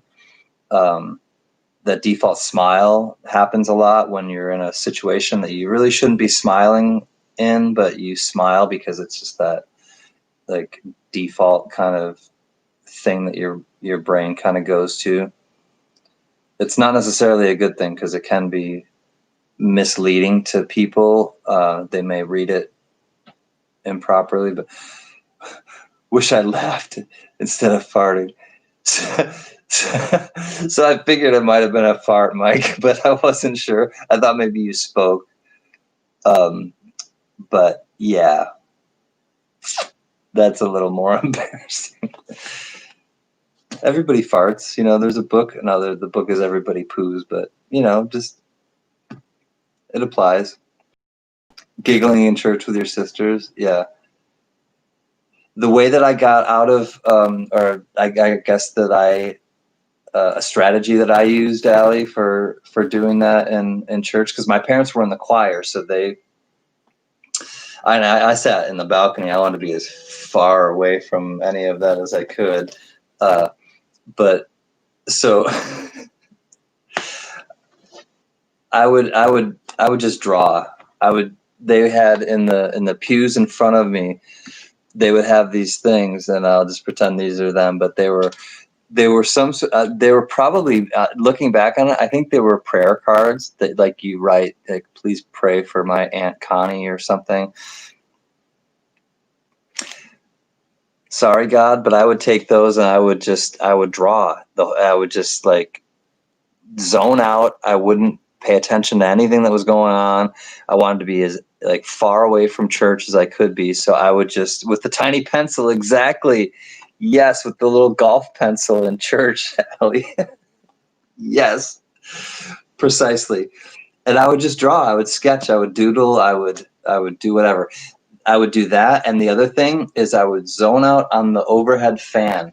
And I don't know if anyone has ever done this, and I want to get your feedback, because I don't know, I was kind of a tripper even before I experimented with any hallucinogenics. That's another story. But I would sit. Jack is back. Welcome. I hope you charged your phone. And I use those too, Joe, the donation envelopes. But I think there were prayer cards as well.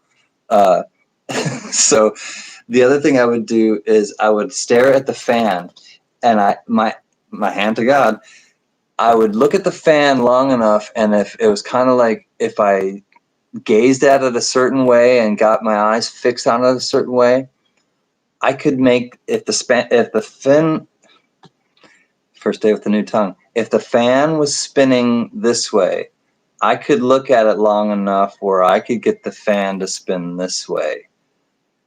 And trust me, as, like, a little kid, if I felt like I had, like, power, I was like, I made the fan move the opposite way in church. I don't know if anybody else saw it, but I made the fan move with my mind in a different direction. Neo, yeah. But but you can, yeah. If you stare at it long enough, you can get it, like, going the opposite way. And so I would do that in church to take my mind off of whatever they were talking about. We have puppies. Too many puppies. Oh, okay, guys. It's time for pug puppies. Let me get a little drink of water for this one.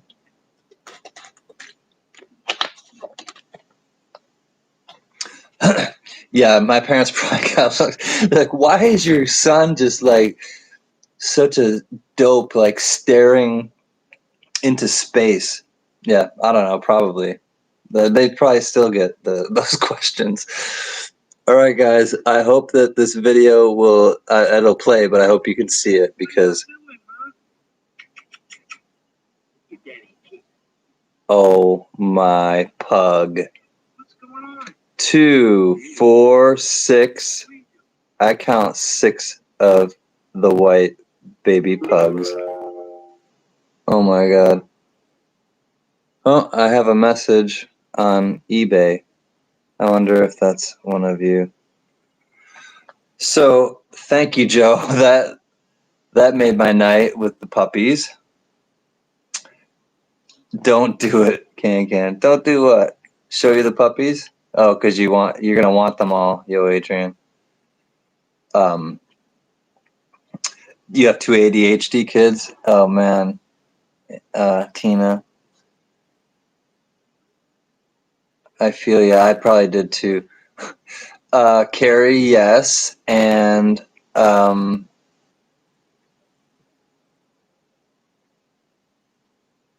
something that comes on paper.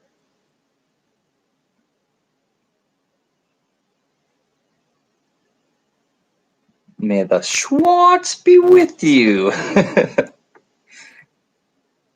I know, I want one of those puppies. So adorable. Nice, Joe. Very nice. Okay, friends, hold for 1 second. I'm going to. Oh, Allie, I will talk to you about that at some point on the spectrum, because I specialize with kids that have autism. So if I can help you in any way, I'd be happy to. Spaceballs. Yeah, that was from Spaceballs. May the Schwartz be with you. All right, I'll be right back. I'm going to see if I do have any wine, and I will be quick. Hold 1 second.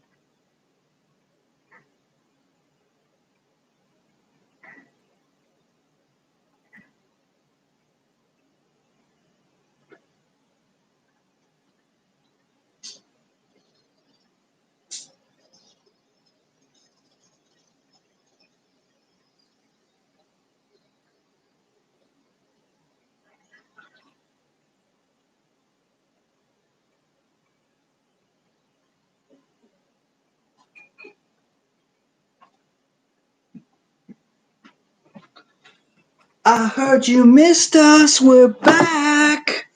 I brought my pencil. Give me something to write on, man.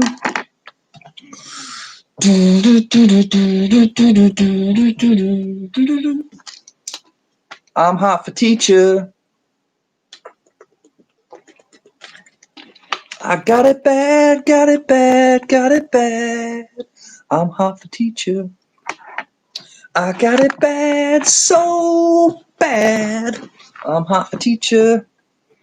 I do have wine, but and a frog in my throat. But it would take too long to open, and I didn't want to. So I have whiskey. Cheers, everyone. I am having a great night with you all.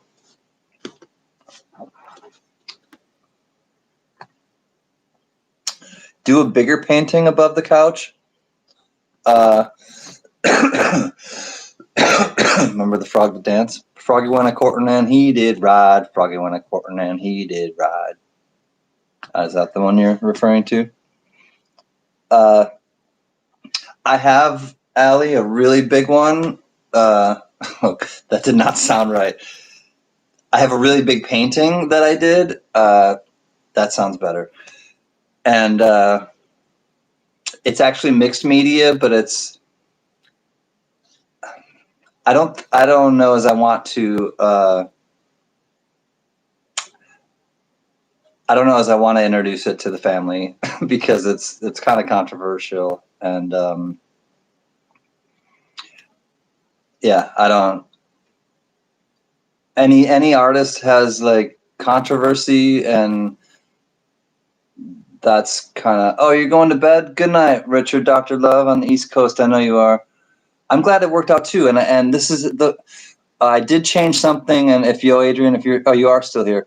My lady helped me fix something with the internet where it's going a little faster now. So we haven't gotten the circle of death, knock wood. And so I think it's working a little better with streaming I don't know. So hopefully it will work better now, and we won't have to just bounce and start a new one, and you guys won't have to keep seeing circles of death. So hello, my baby. Hello, hello, my honey. Hello, my ragtime gal. Send me a kiss, I'll smile. Baby, my heart's on fire. If you refuse me, honey, you'll lose me. Then we'll be left alone. So, baby, telephone and leave the loving to me. I don't know if that's what you were talking about, Joe H, but that's what came into my head when I saw Ragtime Girl. Al Jolson, maybe. I think it probably is. Richard, thank you for the sending the gift. And like I said, when I get it, I will open it and show everyone, and we'll hand out the stuff that you sent accordingly. So thank you again. Peace and love, my man. Much more to come. Okay, thank you. Just do it. I am talking about the painting, Adrian. All right, I'll bring it up.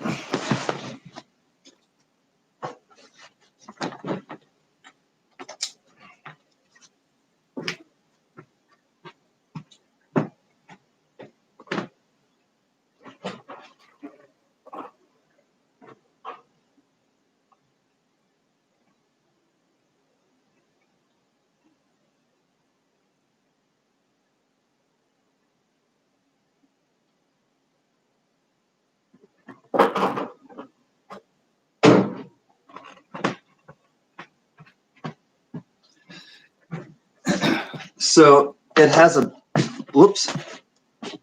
bar in the back of it, so I'm not going to be able to hang it appropriately, so I'm just going to put it on my couch here.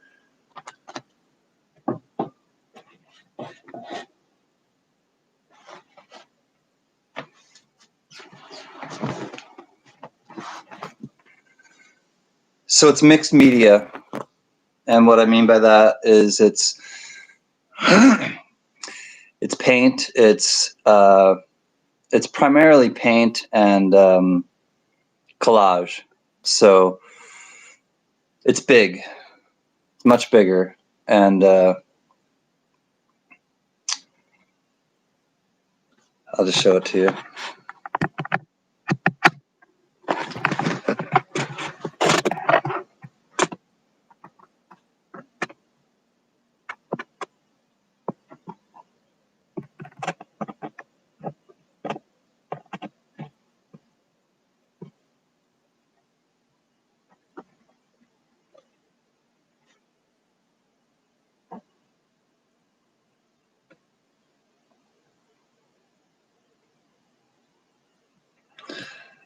So it just kind of gives you a gist of it, but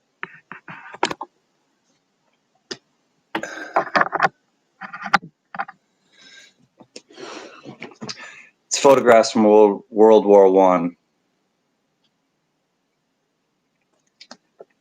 Precisely, Joe. And all I'm going to say about it, and if you guys want to talk about it, I'm not really going to talk about my thoughts behind it, but it's called War is Just Another Word for Murder. And that's the name of it, and I made it, and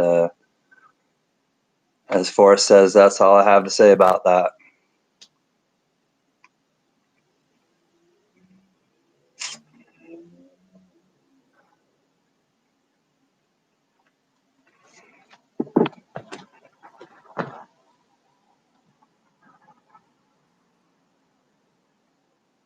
Thanks, Johnny and Tina.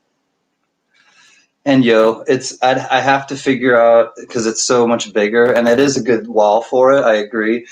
And it's really the only wall right now with the other paintings that we have that would actually, go there and that we could put there. And so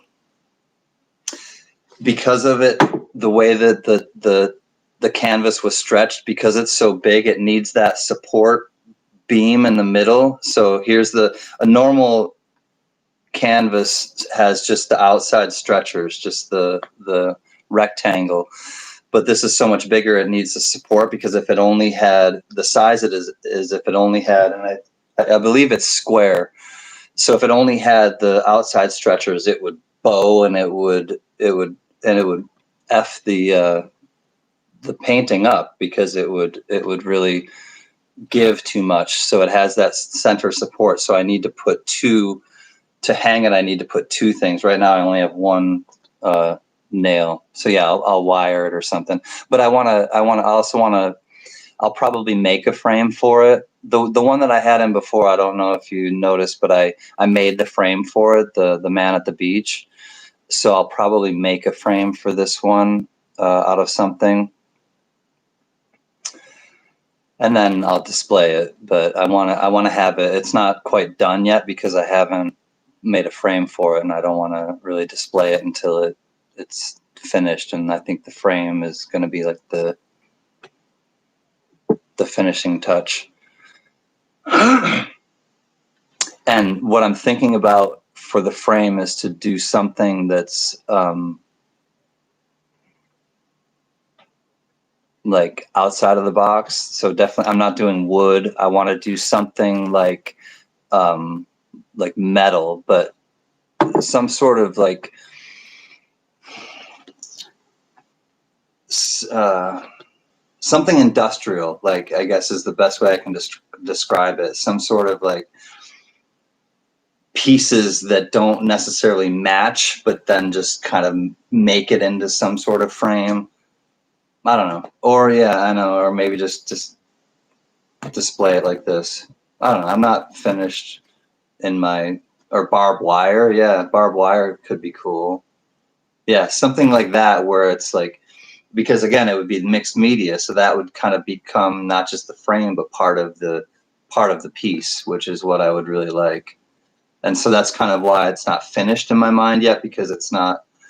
I don't have that last element, I guess, and the element is something metal, something like a bomb shell or something that will tie into that horrific images behind me. Yeah, or bullets or something. I don't know. Yeah, or maybe like, like bullets from like a M, or I don't know guns and shit like that, but like a round, of like, Rambo had around him, like something like that. That might be, but it's kind of wide. That could actually kind of be cool if they were like a string of bullets, Tina. I think I see where you're going with that. Yeah, the castings, the shells. See, and maybe I'll get some.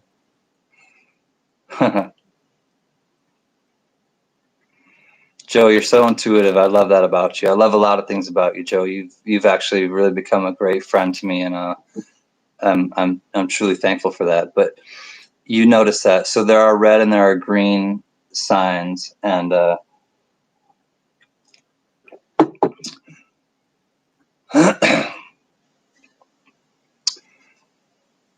I said I wouldn't talk about it. But you're very intuitive. Mosquito, beat it. It's going to bite me later because they know that I'm allergic to mosquito bites. If I get a mosquito bite, maybe some people's will be like the size of your pinky nail, but mine goes about the size of a quarter. Just blows up red and itchy as all hell. That's why I got out of New York. A lot of the problems in the summertime were mosquitoes and just humidity and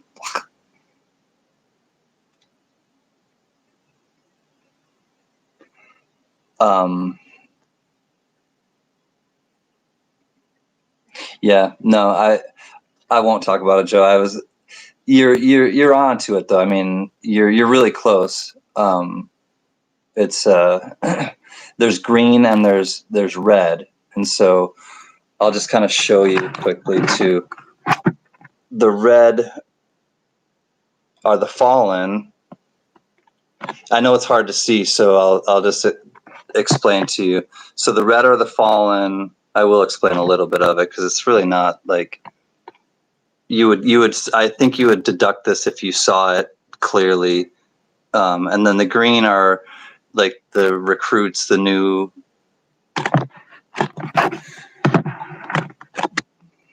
money makers, to kind of put it that way, and then that's what happens to them.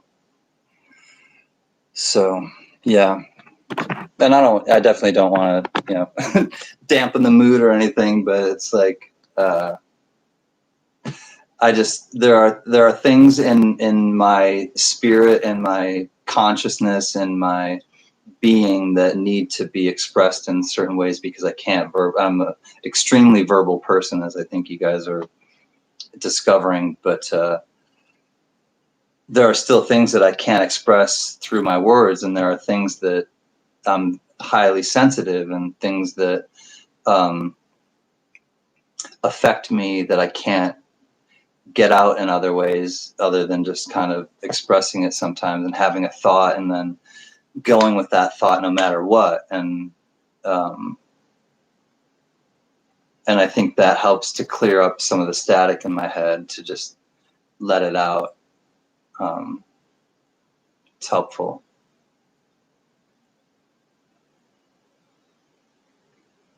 How about using 1x4 and attach canvas belts and ammo pouches over the wood frame? Could get at an army surplus store. Yeah, Adrian, I'm thinking of something like that, where it's like, it is like something military, something metal, something steel, something like that hurts you. Like metal is hurtful, if it's projected, and I think something like that would really, and that would just wrap it all up together. It would send home the point or the message to it even more, and it would, yeah. So, and those things are at Army surplus stores are highly available and not very costly, which I need right now.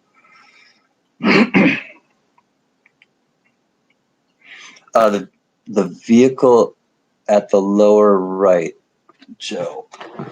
Yeah. So this is a cannon at the lower right, just blasting cannonballs off, and then this is a warship. This is New York Times. President calls the nation to arms. Draft bill signed. Registration on June 5th. Regulars under perishing to go to France. So yeah, there's a lot going on in there. This right here, the caption, I'm not joking, says, "This was a man." This was a man. It's awful. It's just, yeah, it's just horrific. Thank you, Patrick Johnson. Yeah, if I don't get it out, it trust me, it weighs heavily upon me, and so I have to have a release for it. What am I trying to do, Mike? In terms of like expressing myself? I think I just kind of said, or in terms of that painting in particular? Okay, what is the vehicle at the 10 o'clock position to the howitzer?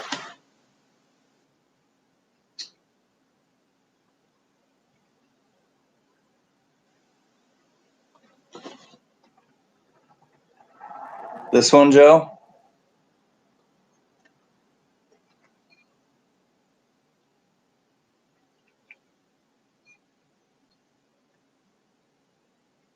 Okay.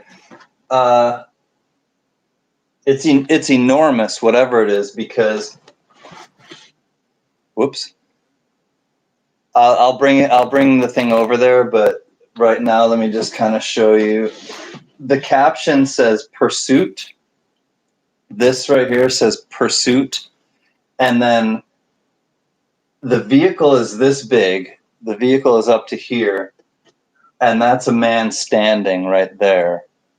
So of course there's perspective involved in this, but that's like 2-3 times the height of a man. And I don't know what I don't know anything really about militaria and like the types of vehicles that they are, but it's huge because that's a man right there. standing up, and his head is probably right where my finger is. Oh, you can't see. Oh, sorry.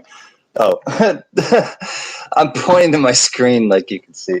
So that's a man right there, and he's like not even half the size of the vehicle.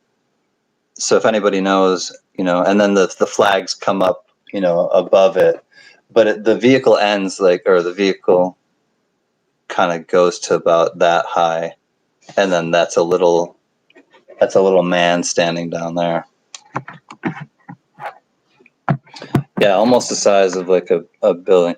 Can you see it closer? Okay, hold on, Joe. Cargo beats, by the way. Yeah, and and I know, so the reason why I wanted to be sensitive to this is because I know like Yo Adrian and a few other of my friends in here are in the military, and that's kind of why I just wanted to be sensitive, because I'm not trying to offend anybody. I'm just trying to express feelings that I had when I was looking through this book. And I just started tearing the book up. I mean, I didn't even care that I was ripping a book apart. I needed to take it out and put it on this huge canvas because I had so many emotions and thoughts going on about it. So, oh, and the one above it, that's the one. This was a man. And it's just awful. So it's a British Mark 1. Yeah, and then I get to learn about it from you guys. So again, it's all, what they call it is it's a symbiotic relationship. Our tribe is performing, or having a symbiotic relationship, because it means you get something out of it, I get something out of it, and it's giving and taking. And that's what I want from life. That's how I, and that's all I have power to do. And I learned that long ago, thankfully, is that, be the change you wish to see in the world. I want more love in the world. That's why I'm so loving. That's, I want more kindness in the world. That's why I'm so kind. That's all I can do, and hopefully others, as you guys have gotten on board, hopefully others will get on board with that. So it's all I have power to do, and that's really all I can do. He can do, that's all that he can do, so that's all he will do. That's all I am, and that's me. Warts and all, as they say, figuratively. So it's just it's giving and receiving. It's, people need people, and it's I'll broken record that till I die, because that's what I want to, that's what I want my legacy to be, is that I connected with people. I was a catalyst. I brought people together, because we're all the same. Like there's no, I don't fear anybody. I don't think anybody's above me, because they're not. And there's like freedom in that thought of like, that nobody's better than me, and vice versa. I'm not better than anyone else. And when I was a kid, I had this chip on my shoulder, and I was cocky, and I have a sharp tongue, and I used it. Excuse me.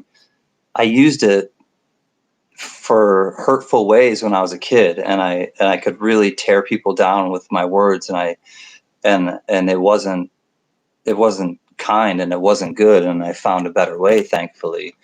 And I meant what I said in one of the videos. Excuse me.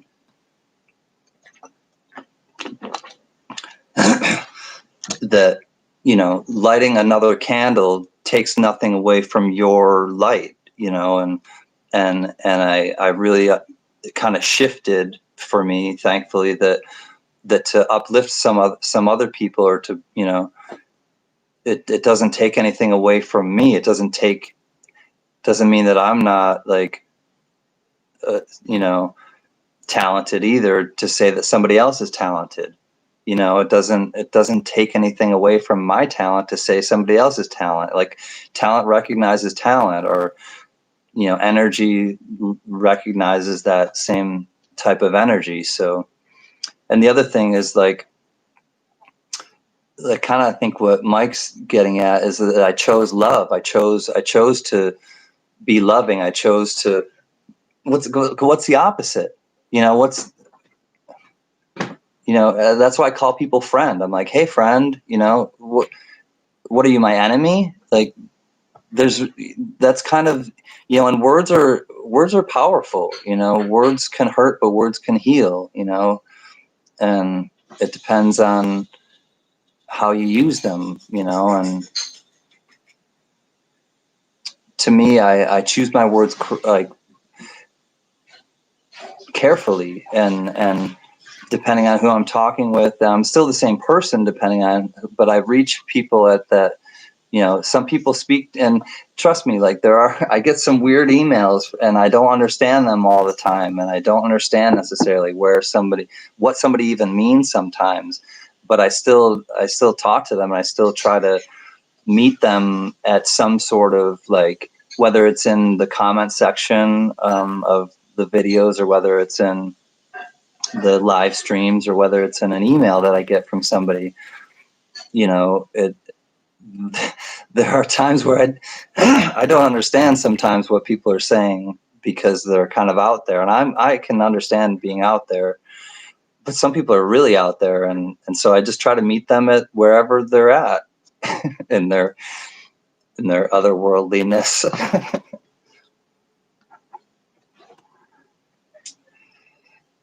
I'm trying to think of,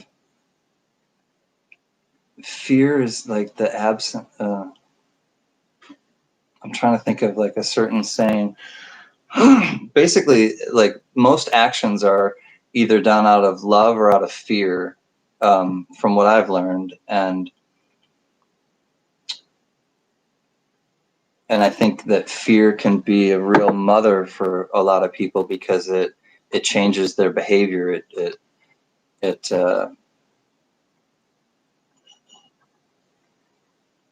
it stunts them. It prevents them from doing things. And trust me, I have fears. Everybody has fears, but to kind of push through them, and, you know, putting yourself out there, that, you know, a lot of people would have a fear of doing this, you know, and especially like showing things that are personal to you, and things that, you know, but what's the alternative? Just sitting and being isolative your whole life, you know, and not connecting with anybody, and just feeling like the world is so different than you, and everybody's so different than you, and nobody understands you. Well, nobody will understand you unless you put yourself out there to have a chance to be understood. Fear can definitely motivate for good and for evil. And I think when I was younger, Joe, it motivated me to do evil things to people, because I didn't know myself well enough, and I ended up doing a lot of hurtful things to people, because it was just, I was projecting. So I really understand projecting, and so thankfully finding a better way of expressing that has helped me to not do that to people, to not be hurtful to them, because I don't want to hurt people. I want people to feel good. Oh, Ms. Linda. Oh, thank you, Ms. Linda. It's easy to say because it's the truth, you know, and there's a lot of times where I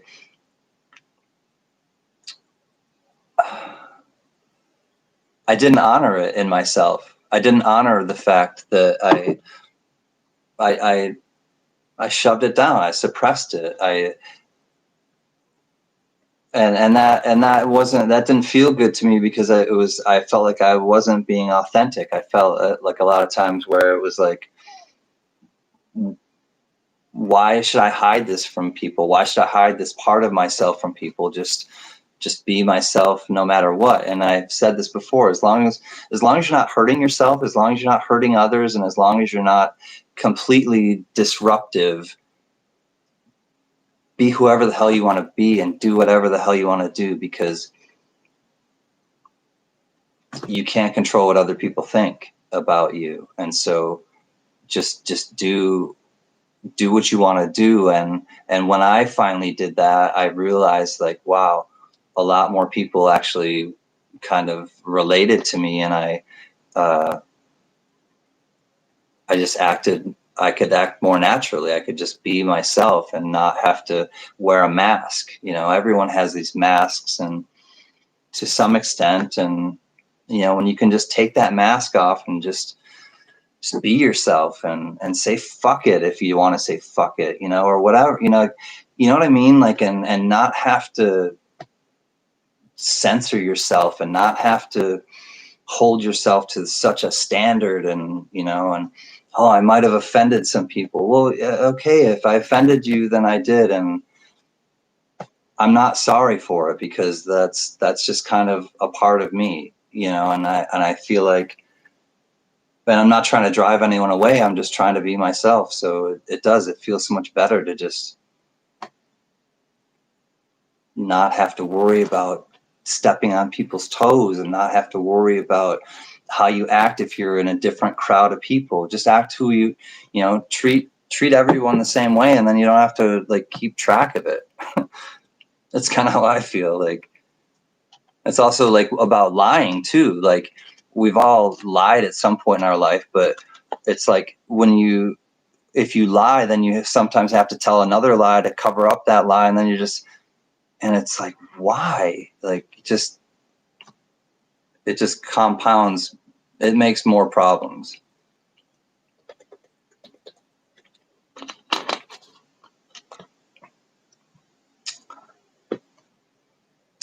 Empathy is the key word, Mike.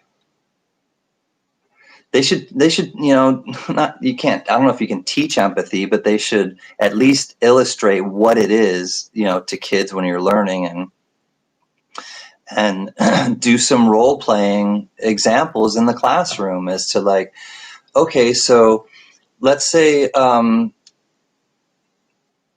Susan just arrived at this new school, and it's you know, halfway, it's almost at Christmas time, and Susan just came from 5 states away, and she doesn't know anybody in this town, and she doesn't know anybody in this school. So what would it be like to, you know, to be Susan, and to have to go and go to these classes that you don't know anybody, and then have to go to the lunchroom where you don't know anybody, and you have to sit and eat your lunch, and you're uncomfortable, and you know, put these kids in these situations so that they can understand what empathy is, and they can understand another person's perspective. You know, teach something that, like,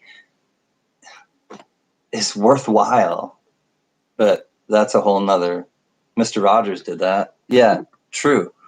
And Mr. Rogers did some great race relation stuff where, you know, the whole swimming pools, like, oh no, blacks aren't allowed in swimming pools, and it's like, and he was like, no. And so his friend, who was, or you know, one of the characters on the show, I'm not sure, I think he was one of the postmen, but not the, you know, speedy delivery guy, but he was one of the guys, and Mr. Rogers invited him to come, and they basically sat and they soaked their feet in a pool, like, together. And that was like, you know, kind of taboo at the time. And if you guys never heard this story, it's true. And he did this because he had a platform. Mr. Rogers at that point knew he had a platform, and he knew he could do something to show people that, like, no, I'm going to bathe here with the black man, and I'm going to be okay. My feet aren't going to fall off my damn, you know, my damn legs because I sat in a pool with the black man. To Mr. Rogers, man, like, man, that got me.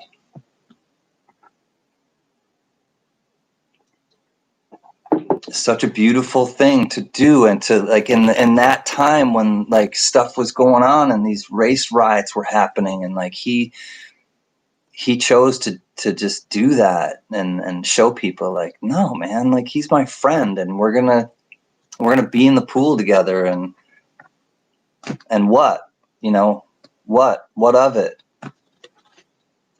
you know? They shall not grow old. Joe, will you text it to me so I don't forget, please? Or yeah, will you please text that to me, because I would love to watch that, and I'm not familiar with it, and I don't want to forget about it in the morning. So thank you, and I love that you guys, you know, recommend things to me, and I hope I turn you guys on to new things. And again, that symbiotic relationship. It's like we're all just figuring shit out. And that's, you know, why not do it together, and why not do it in a way that's like enjoyable to everybody. So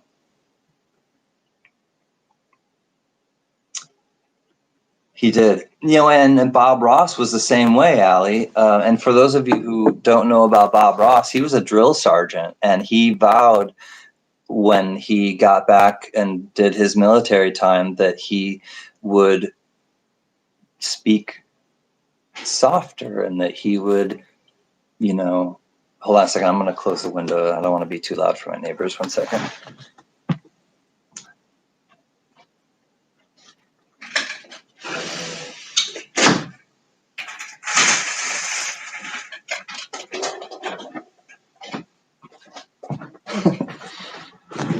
Talking about speaking softer. It's almost midnight. I don't want to be like blah blah blah blah blah da da da da. You know, piss my neighbors off.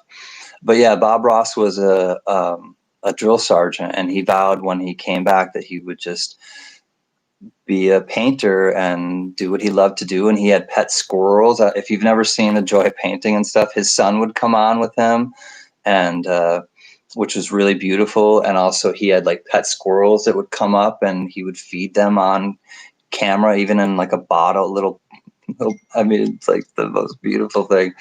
In a little bottle, he would feed these little squirrels. So yeah, the reason love doesn't always shine is because people are stubborn and prideful. The ego, Mike. I'm a psychology guy. If you don't know that about me, and you're absolutely correct. It's the ego. The ego gets in people's way, and greed, pride. You know, all those things. Just it. You know, and when you really break people down, you know, and I've, you know, people all are the same, and they all want the same things. They're just, some people just get really crazed and sidetracked, and they they're just not, they're not down people, and they're chasing the elusive carrot. That's that's not a pretty way to live. Yeah, I'd rather be broke or in debt than live like those type of people live. And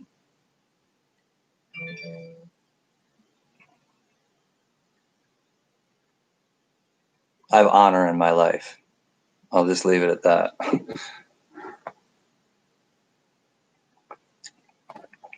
I'm glad you came, Mike, and thanks for sharing the food pictures and everything, and thanks for contributing, you know, and I'm glad that you're part of the family now. I'm going to call them tomorrow. My parents, love them. Love you too, Mike. Much love, and be well. Till next time. You started painting because of him, Allie? Yeah, happy little trees and some nice happy little clouds, and yeah, he just has this, like, he has this sincerity, and he has this authenticity that, you know, you can't fake it. It's like he just has it. He had the je ne sais quoi, you know, the X factor, whatever it was.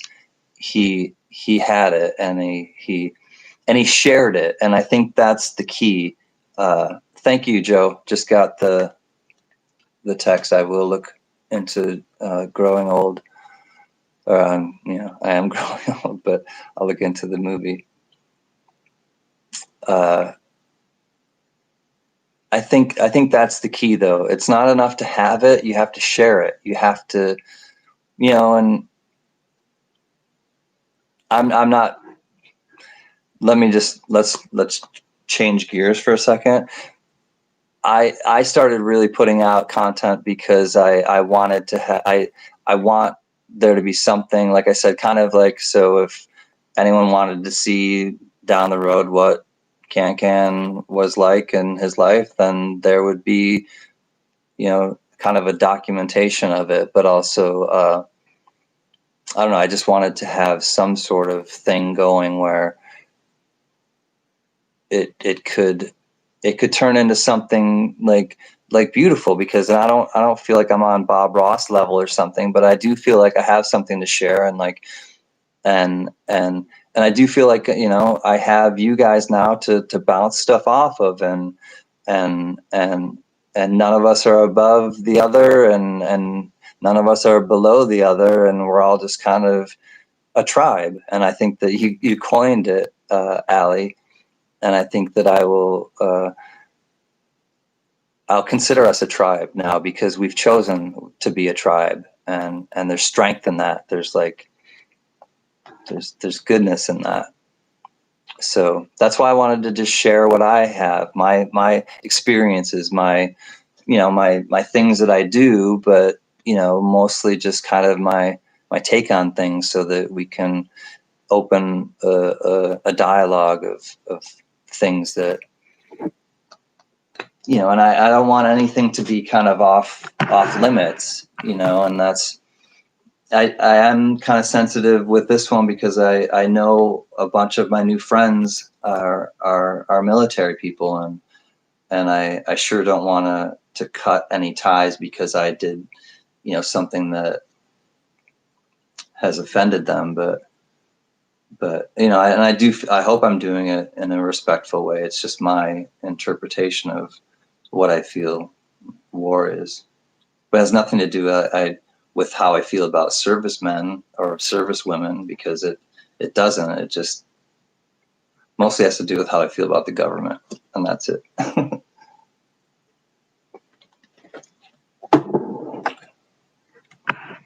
So the movie, Joe, is a World War I documentary. They colorized the old film reels, and the title refers to the boys who would not return from war. Awesome. I will look into it. Understood. Oh man, I'm sorry that your lower back's killing you, Adrian. We will talk later for sure. I think I will do either Friday or Saturday night. So if you're awake and you feel like hanging out and your back's not hurting Friday or Saturday, please come back, because you are the homeboy, yo, Adrian. So thank you. And I do have your number, and I'll call you. I'll check in on you maybe tomorrow and see how you're feeling. Okay. I'll either give you a text or first, or I'll just call you.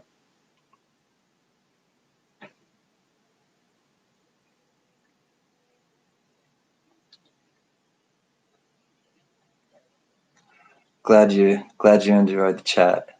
You're a tribesman. You've been indoctrinated, yo, Adrian. You are a tribesman. You're an elder tribesman. Excuse me, you're an elder tribesman.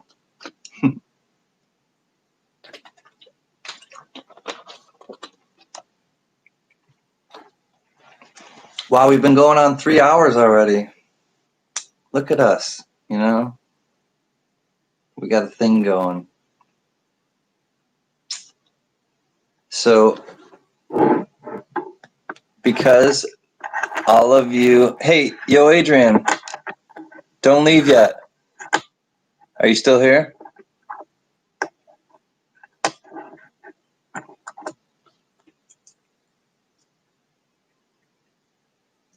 You're the shaman.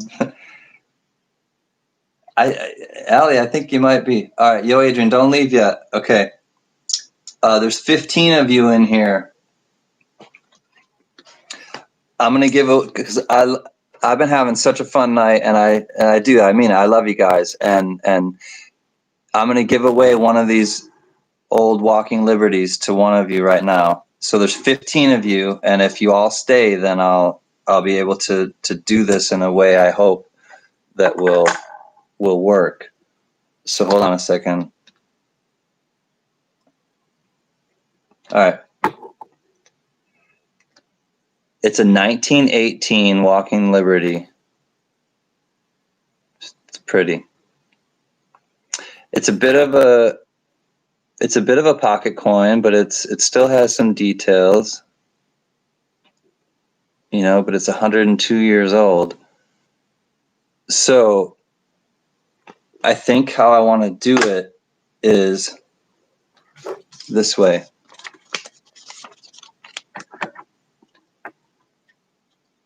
I don't know. The only thing is I don't know everybody's name who's in here. All right, I can't do it that way, but I'll still do it.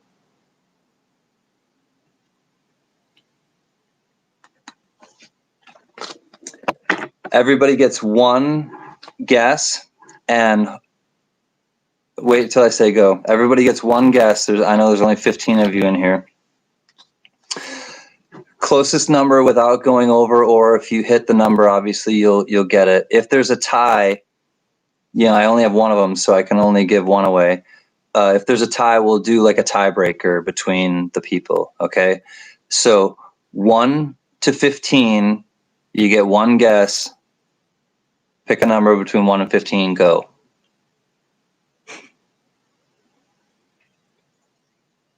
Oh, and here's the number. So I'm not going to change it.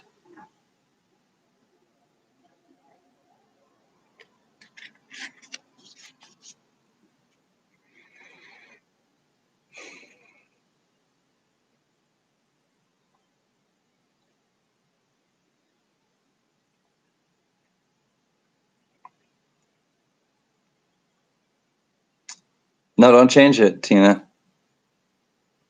You only get one guess, so even if you change it, you can't. I know you have a 7. I remember. Okay, everybody's getting them in. All right, I'll give you about. Here, I'll sing a little ditty, and by the time my song is over, all the things have to be in. I'll sing another one of my family songs. Let me think. Okay. Let me get a drink of water quick. 1 second. Wet the palate. This one's called The Desperado. There was a desperado from the wild and willy west who rode into Chicago just to give the West a rest. He wore a big sombrero and 2 guns beneath his vest, and everywhere he went he gave his war whoop. Woo! Big bold man was a desperado from Cripple Creek way down in Colorado. Well, he walked around just like a big tornado, and everywhere he went he gave his war whoop. Woo! That's the Desperado song. All right, everybody in? Ceremony is about to begin.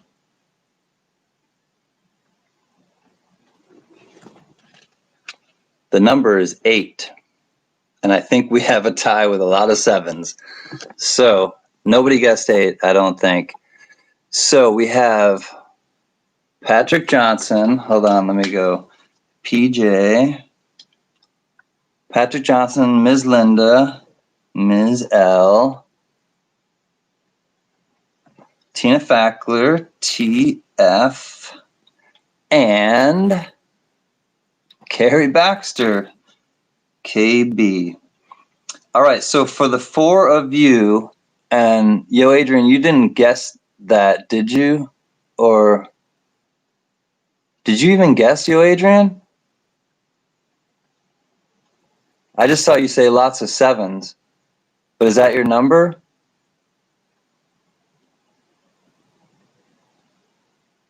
Oh, no, you did 14. I'm sorry. I see 14. Okay, so Patrick Johnson, Ms. Linda, Tina Fackler, and Carrie Baxter. A number between, this is just for the 4 of you now, this is for all the Mabrolés,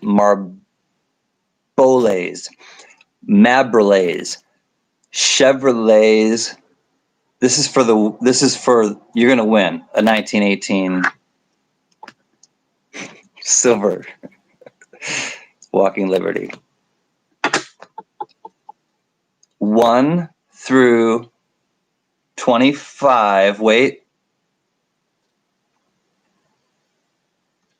Go.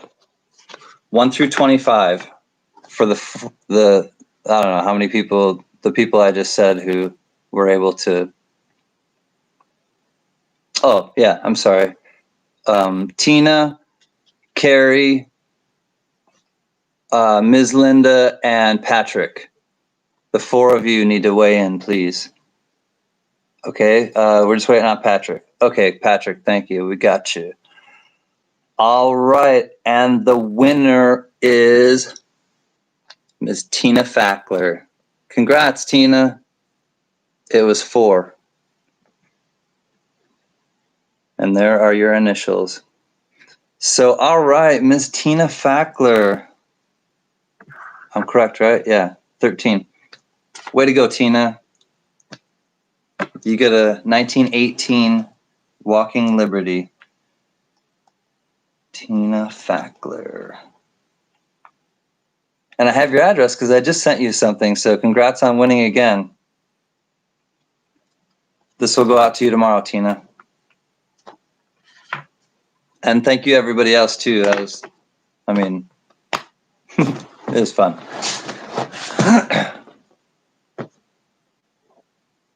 And like I said, you know, I'm thankful that you guys are here and you're staying with me, and happy to give you something to show a token of my appreciation.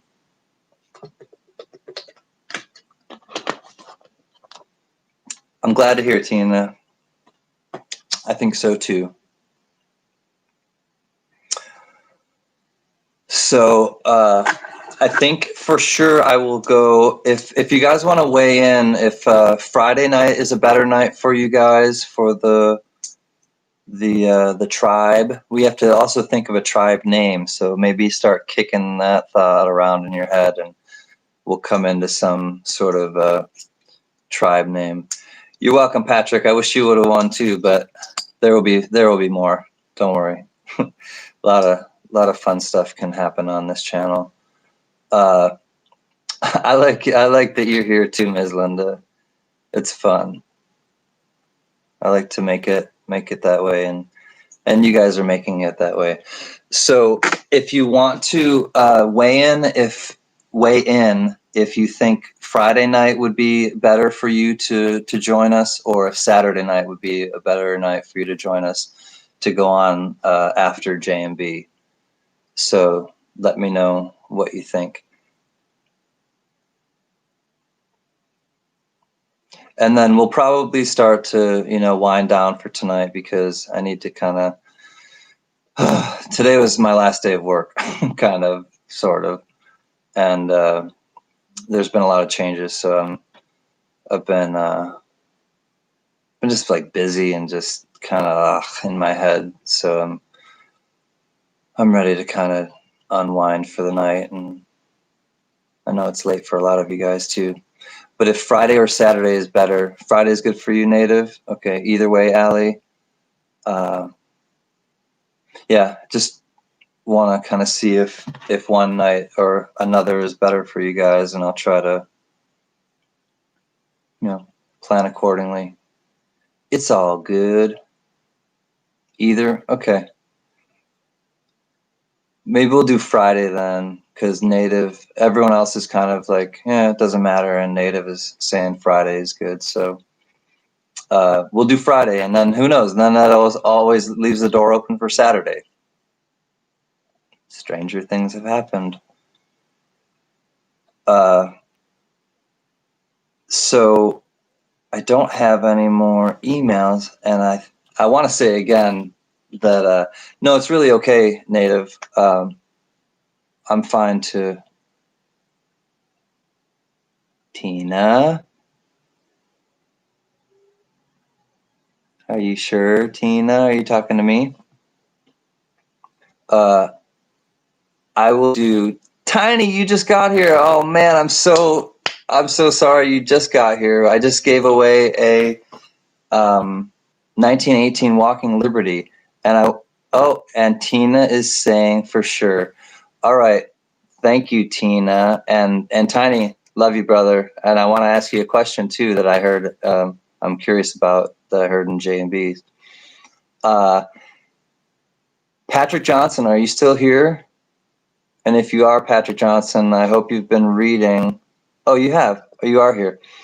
Patrick, Tina Fackler has something to say to you. I'll let you say it, Tina.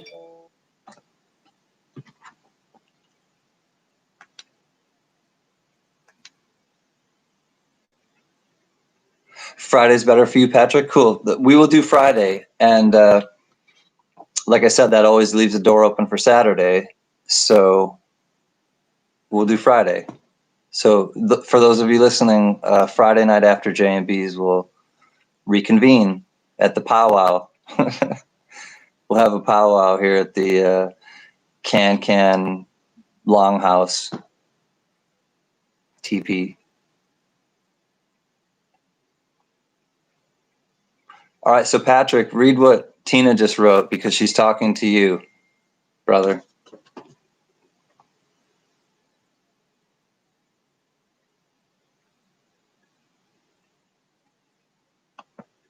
Gotcha, Joe. Thank you. I appreciate it. And I would like to talk to you tomorrow, Joe, like I said. So I don't know what your day looks like tomorrow, but I'm pretty open. I'm pretty wide open. So I will probably text you during the day, Joe. And if it's a good time to talk, then I'll probably give you a holler. So Tiny is here. First, before I get to that, Patrick Johnson, in case you didn't read Tina's message, Patrick Johnson, Tina just gifted you what she won. Oh, okay. Well, that's not what she's saying, Patrick. So I think Patrick needs to send me his email address or send an email to me so that I can send you that. Today's your birthday? Oh, I don't know if it is, but apparently it is, Patrick.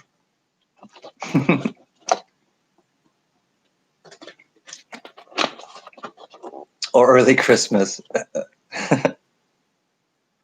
So Tiny, I heard Jay ask something about if you wrestled someone that, and unfortunately that had just passed away, but did you used to wrestle or you have some sort of wrestling story in your past? Because that would be an interesting thing to say if you're, comfortable saying it. I'm a little interested. I know, Shannon, I thought the same thing. Tiny just woke up. 3 o'clock too. You're not joking, Tiny. That's when you wake up. Right, like clockwork, I guess. Holy crap, Tiny. That's impressive. Jimmy Superfly Snuka was always my favorite, Tiny. I know you're 4 years younger than I am, but yeah, I know you know who Jimmy Superfly Snuka is. All right, so Patrick, you're accepting the gift. Because Patrick, it's not a gift unless you accept it. So that is really cool of Tina. Thank you, Tina. So Patrick, send me an email, cancancollectibles@gmail.com, and just give me an address where I can send it to you, and I will be happy to send that out to you. Yeah, Snuka was a weird guy. I know he got arrested for rape, which was not cool, but I used to love the Piper's Pit when him and Snuka would go at it, and Piper hit him in the head with a coconut and broke it over his head. And, but interesting, Tiny, like, oh, it was a murder? I think rape as well, if I'm not mistaken. And I think it happened in Rochester, New York. But yeah, didn't sound like he turned out to be or was the coolest guy. Good night, my friend. I won't say your real name, but I know it. Native Warrior. I will see you Friday, and we'll go live Friday night. I know you said that that's more convenient for you, and it sounds like it is for Patrick as well. So glad to see you, Native Warrior. You're part of the tribe, my man. All right, so I need to change this quick from Tina gifting it. Tina Fackler gifted to Patrick.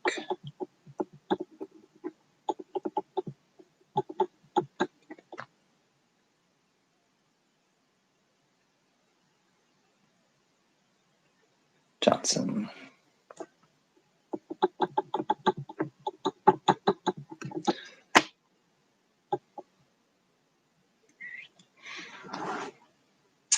All right, you, Adrian. I'm glad you stayed. I was just, wanted you to stay to try to have a chance to win the Walking Liberty. So, yeah, I'm the bad influence keeping you awake when you're.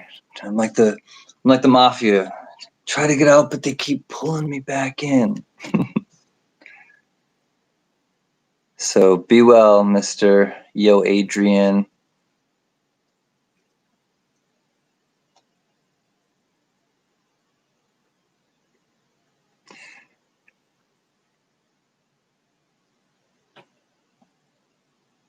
Yeah, you gotta kind of keep it on the DL. Understood, Tiny.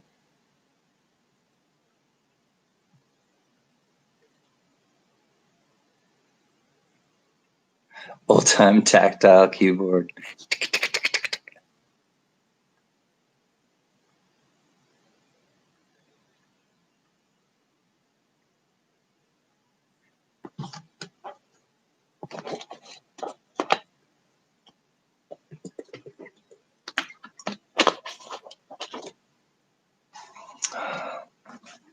So, Tiny, I wrestled just like regular grappling wrestling growing up. I started going to tournaments in like first grade and just going, like my dad he used to wrestle. And so thankfully I don't have the cauliflower ears. I don't know. Do you have the cauliflower ears? But I stopped doing it in like 7th or 8th grade or so, because then I could start playing indoor soccer in the winter, because it was a winter sport where I was from. Good. I'm glad you don't have the cauliflower ears. Good night, Joe H. Much love, my brother. Glad you came by and shared food and puppies, but thanks for contributing to the tribe, my man. Much love. I'll holler at you tomorrow.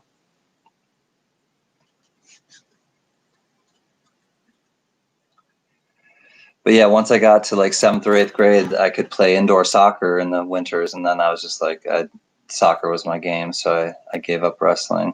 But my brother kept wrestling, and he went to states, and it was he was pretty good. Did you wrestle like traditional wrestling, Tiny, before you did that? Good night, Miss Diane Price. Much love.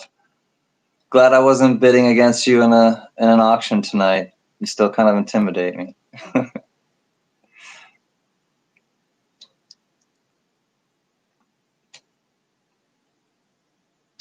Wow, Tiny, like mixed martial arts in the cage, or like cage wrestling?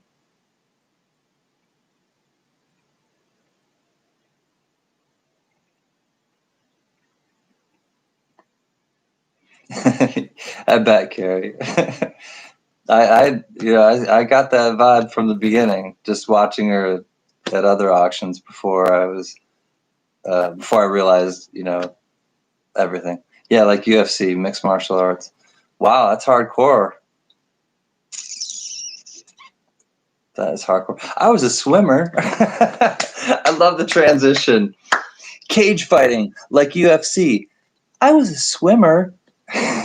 That's perfect. Oh, I love you, Allie. I love you too, Tony. That was just too funny.